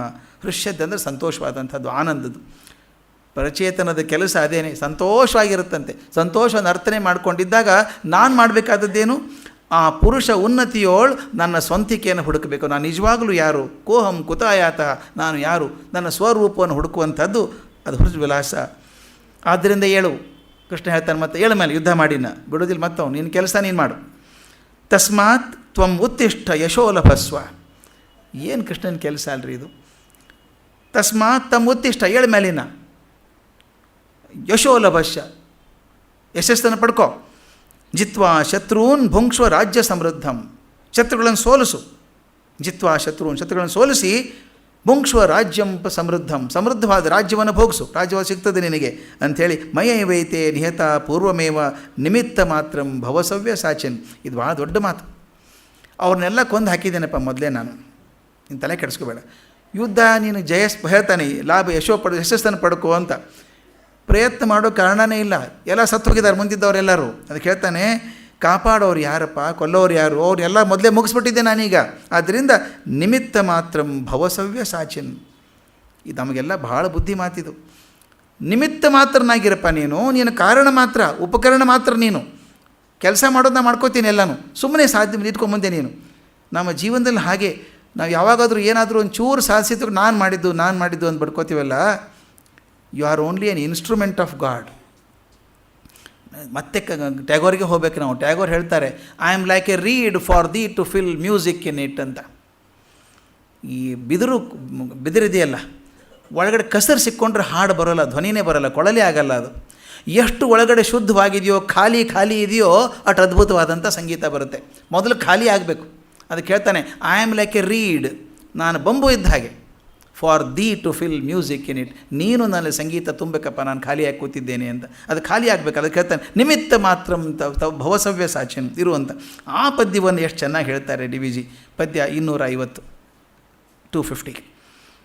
ಜೀವನದೊಂದು ಪರಮೈಶ್ವರ್ಯ ಬೊಮ್ಮನದು, ಜೀವನದೊಂದು ಪರಮೈಶ್ವರ್ಯ ಬೊಮ್ಮನದು, ಸೇವೆ ಅದನ್ನು ಊರ್ಜಿತಂಗೊಳಿಸುವ ಎಲ್ಲ ಎಸಕ. ಈವರಾರ್ ಕೊಳುವವರಾರ್ ಎಲ್ಲರೊಂದಾಗಿರಲು ನೈವೇದ್ಯ ಭಾಗಿನಿ ಮಂಕುತಿಮ್ಮ. ಜೀವನವದೊಂದು ಪರಮೈಶ್ವರ್ಯ ಬೊಮ್ಮನದು. ನಮ್ಮ ಜೀವನ ಹಾಳು ಅಂತ ಕೊರಗಬಾರ್ದು. ಏನ್ರಿ ನಮ್ಮ ಜೀವನ? ಕೆಲವ್ರು ಪಾಪ ನಗೋಕ್ಕಾಗಲ್ಲ, ಅವ್ರಿಗೇನು ಕಷ್ಟನೋ. ಬೆಳಗ್ಗೆ ಎದ್ದ ತಕ್ಷಣ ಹೇಗಿದ್ದೀರಿ? ಆಗೋಪ ಇದೀನಿ ಹೇಗೆ. ಅವ್ರು ಇರೋದು ಕೇಳಿದ್ರೆ ಯಾಕಿದ್ದೀರಿ ಅಂತ ಕೇಳಬೇಕು ಅನಿಸುತ್ತೆ. ಅದು ನೋಡಿದರೆ ಯಾಕೆ ಸಂತೋಷವಾಗಿರೋಕ್ಕಾಗಲ್ವ? ಜೀವನವದೊಂದು ಪರಮೈಶ್ವರ್ಯ ಬೊಮ್ಮನದು. ಕೊಟ್ಟಿದ್ದಾನಲ್ರಿ, ಆಯುಷ್ಯ ಕೊಟ್ಟಿದ್ದಾನೆ, ಬದುಕೋಕೆ ಅವಕಾಶ ಕೊಟ್ಟಿದ್ದಾನೆ, ಸಂತೋಷ ಸಂಭ್ರಮವಾಗಿರ್ರಿ. ಪರಮೈಶ್ವರ್ಯ ಬೊಮ್ಮನದು ಕೊಟ್ಟಿದ್ದಾನೆ. ಸೇವೆಗೆ ಅದನ್ನು ಊರ್ಜಿಸಂಗೊಳ್ಳುವ ಎಲ್ಲೆಸಕ. ನಮ್ಮ ಸೇವೆ ಏನು? ಭಗವಂತನಿಗೆ ಮಾಡುವಂಥದ್ದು. ಆ ಜೀವನವನ್ನು ಊರ್ಜಿತಗೊಳಿಸುವಂಥ ಎಲ್ಲ ಎಸಕ ಅಂದರೆ ಕಾರ್ಯ. ನಾವು ಜೀವನವನ್ನು ವೃದ್ಧಿ ಮಾಡ್ಕೊಳ್ಳೋದಕ್ಕೆ, ಭಗವಂತನ ಜೀವನ ಅಲ್ಲ, ನಮ್ಮ ಜೀವನನೇ, ಅವನು ಕೊಟ್ಟಂಥ ಜೀವನ. ಯಾರೋ ದೊಡ್ಡವರೊಂದು ವಸ್ತು ಕೊಟ್ಟಿದ್ದಾರೆ, ಚೆನ್ನಾಗಿ ಕಾಪಾಡ್ಕೋಬೇಕು ನಾವು ಅದನ್ನು. ಭಗವಂತ ಒಂದು ಆಯುಷ್ಯ ಕೊಟ್ಟಿದ್ದಾನೆ, ಜೀವ ಕೊಟ್ಟಿದ್ದಾನೆ, ಅದನ್ನು ಚೆನ್ನಾಗಿ ಕಾಪಾಡ್ಕೋಬೇಕು. ಅದನ್ನು ಚೆನ್ನಾಗಿ ವೃದ್ಧಿ ಮಾಡೋದಕ್ಕೆ ಎಷ್ಟು ಚೆನ್ನಾಗಿದೆ ನೋಡಿ. ಊರ್ಜಿತಂಗೊಳಿಸುವ ಎಲ್ಲ ಎಸಕ ಅವನ ಸೇವೆ. ನಮ್ಮ ಜೀವನವನ್ನು ಊರ್ಜಿತ ಮಾಡ್ಕೊಳ್ಳೋಕ್ಕೆ ಏನೇನು ಕೆಲಸ ಮಾಡ್ತೀವಲ್ಲ, ಇದೆಲ್ಲ ಅವನ ಸೇವೆ ಅಂದ್ಕೊಂಡು ಮಾಡು ನೀನು. ಸೇವೆ ಅದನ್ನು ಊರ್ಜಿತಂಗೊಳಿಸುವ ಎಲ್ಲ ಎಸಕ ಈವರಾರ್ ಕೊಳುವರಾರ್. ನಾವು ಹಾರಾಡ್ತೀವಿ, ನಾನು ಕೊಟ್ಬಿಟ್ಟೆ ಅದನ್ನು, ನಾನು ಮಾಡಿದೆ ಅಂತ ಹೇಳ್ತೀವಿ, ನಾನು ಇಸ್ಕೊಂಡೆ ಅಂತ ಹೇಳ್ತೀನಿ. ಅವ್ರು ಹೇಳ್ತಾರೆ ಈವರಾರ್ ಕೊಳುವರಾರ್, ಕೊಡೋರು ಯಾರು, ಇಸ್ಕೊಳ್ಳೋರು ಯಾರು, ಎಲ್ಲರೊಂದಾಗಿರಲು. ಇದೇ ಮಾತನ್ನು ಕೃಷ್ಣ ಹೇಳ್ತಾನೆ. ಯುದ್ಧ ಮಾಡಿ ಗೆಲ್ತೀನಿ ಅನ್ಬೇಡ, ಸತ್ತೋಗಿದ್ದಾರೆ ಅವರು, ನೀನೇನು ಕೊಲ್ಲೋದು ಅವ್ರನ್ನ, ನಾನು ಮೊದಲೇ ಕೊಂದಿದ್ದೀನಿ, ನೀ ಆ ಸತ್ತವ್ರು ಹೊಡೆಯೋದಷ್ಟೇ ನಿನ್ನ ಕೆಲಸ ಈಗ. ಆದ್ದರಿಂದ ಈವರಾರ್ ಕೊಳುವರಾರ್ ಎಲ್ಲರೊಂದಾಗಿರಲು ನೈವೇದ್ಯ ಭಾಗಿನಿ ಮಂಕುತಿಮ್ಮ. ನಿನಗೇನು ಒಪ್ಪಿಸಿದಾನಲ್ಲ ಕೆಲಸ, ನಿನಗೊಂದು ಭಾಗ ಸಿಗತ್ತಾ, ಸಂತೋಷ ಸಿಗತ್ತಾ ಒಂದು ಸ್ವಲ್ಪ? ನೀನು ಜೀವನದಲ್ಲಿ ಬದುಕಿದಾಗ ಒಳ್ಳೆ ಕೆಲಸ ಸಂತೋಷ ಸಿಗ್ತಲ್ಲ, ಅದೇ ನೈವೇದ್ಯ ಭಾಗಿ ನೀನು. ನೈವೇದ್ಯ ಅಂದರೆ ಒಪ್ಪಿಸಿ ಉಳಿದದ್ದು. ಭಗವಂತನಿಗೇನು ಸೇವೆ ಮಾಡ್ತೀಯಲ್ಲ, ಆಗುವಾಗ ನಿನಗೆ ಸಂತೋಷ ಆಗತ್ತೆ, ತೃಪ್ತಿ ಆಗತ್ತೆ, ಖುಷಿ ಆಗತ್ತೆ, ಅದಕ್ಕೆ ಭಾಗಿ ನೀನು. ನೈವೇದ್ಯ ಭಾಗಿ ನೀ ಮಂಕುತಿಮ್ಮ. ಇನ್ನೊಂದು ಮಾತನ್ನು ಹೇಳ್ತಾನೆ, ನೀನು ವೈರಿಗಳನ್ನು ಕೊಲ್ಲೋಕೆ ಹೋದಾಗ ದುಃಖ ಆಗತ್ತೆ.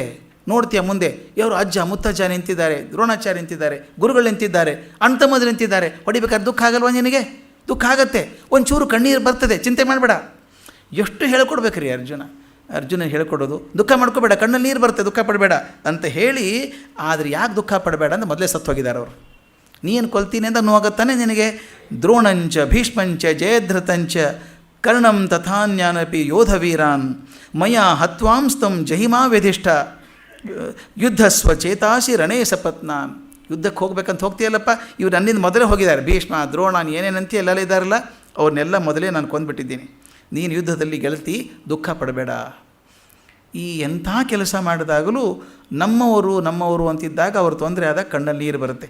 ಅದನ್ನು ಡಿ ವಿ ಜಿ ಎಷ್ಟು ಚಂದ ಮಾತು ಹೇಳ್ತಾರೆ. ಪದ್ಯ 421. ಅರ್ಜುನನಿಗೆ ಏನು ಭಾವ ಬಂತು ಅದ್ರ ಎಷ್ಟು ಚಂದ ಹೇಳ್ತಾರೆ.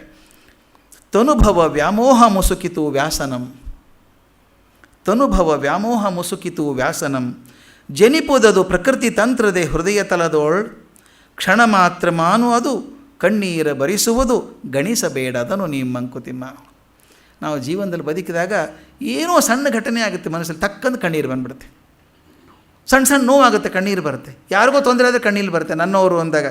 ತನುಭವ ವ್ಯಾಮೋಹ, ತನ್ನ ಮಗನ ವ್ಯಾಮೋಹ ಮುಸುಕಿತು ವ್ಯಾಸನಂ. ಸಣ್ಣವರೆಲ್ಲ ವೇದವ್ಯಾಸರಿಗೆ ಬಂತಂತೆ. ಅವ್ರಿಗೆ ಮಗ ಶುಕಾಚಾರ್ಯ.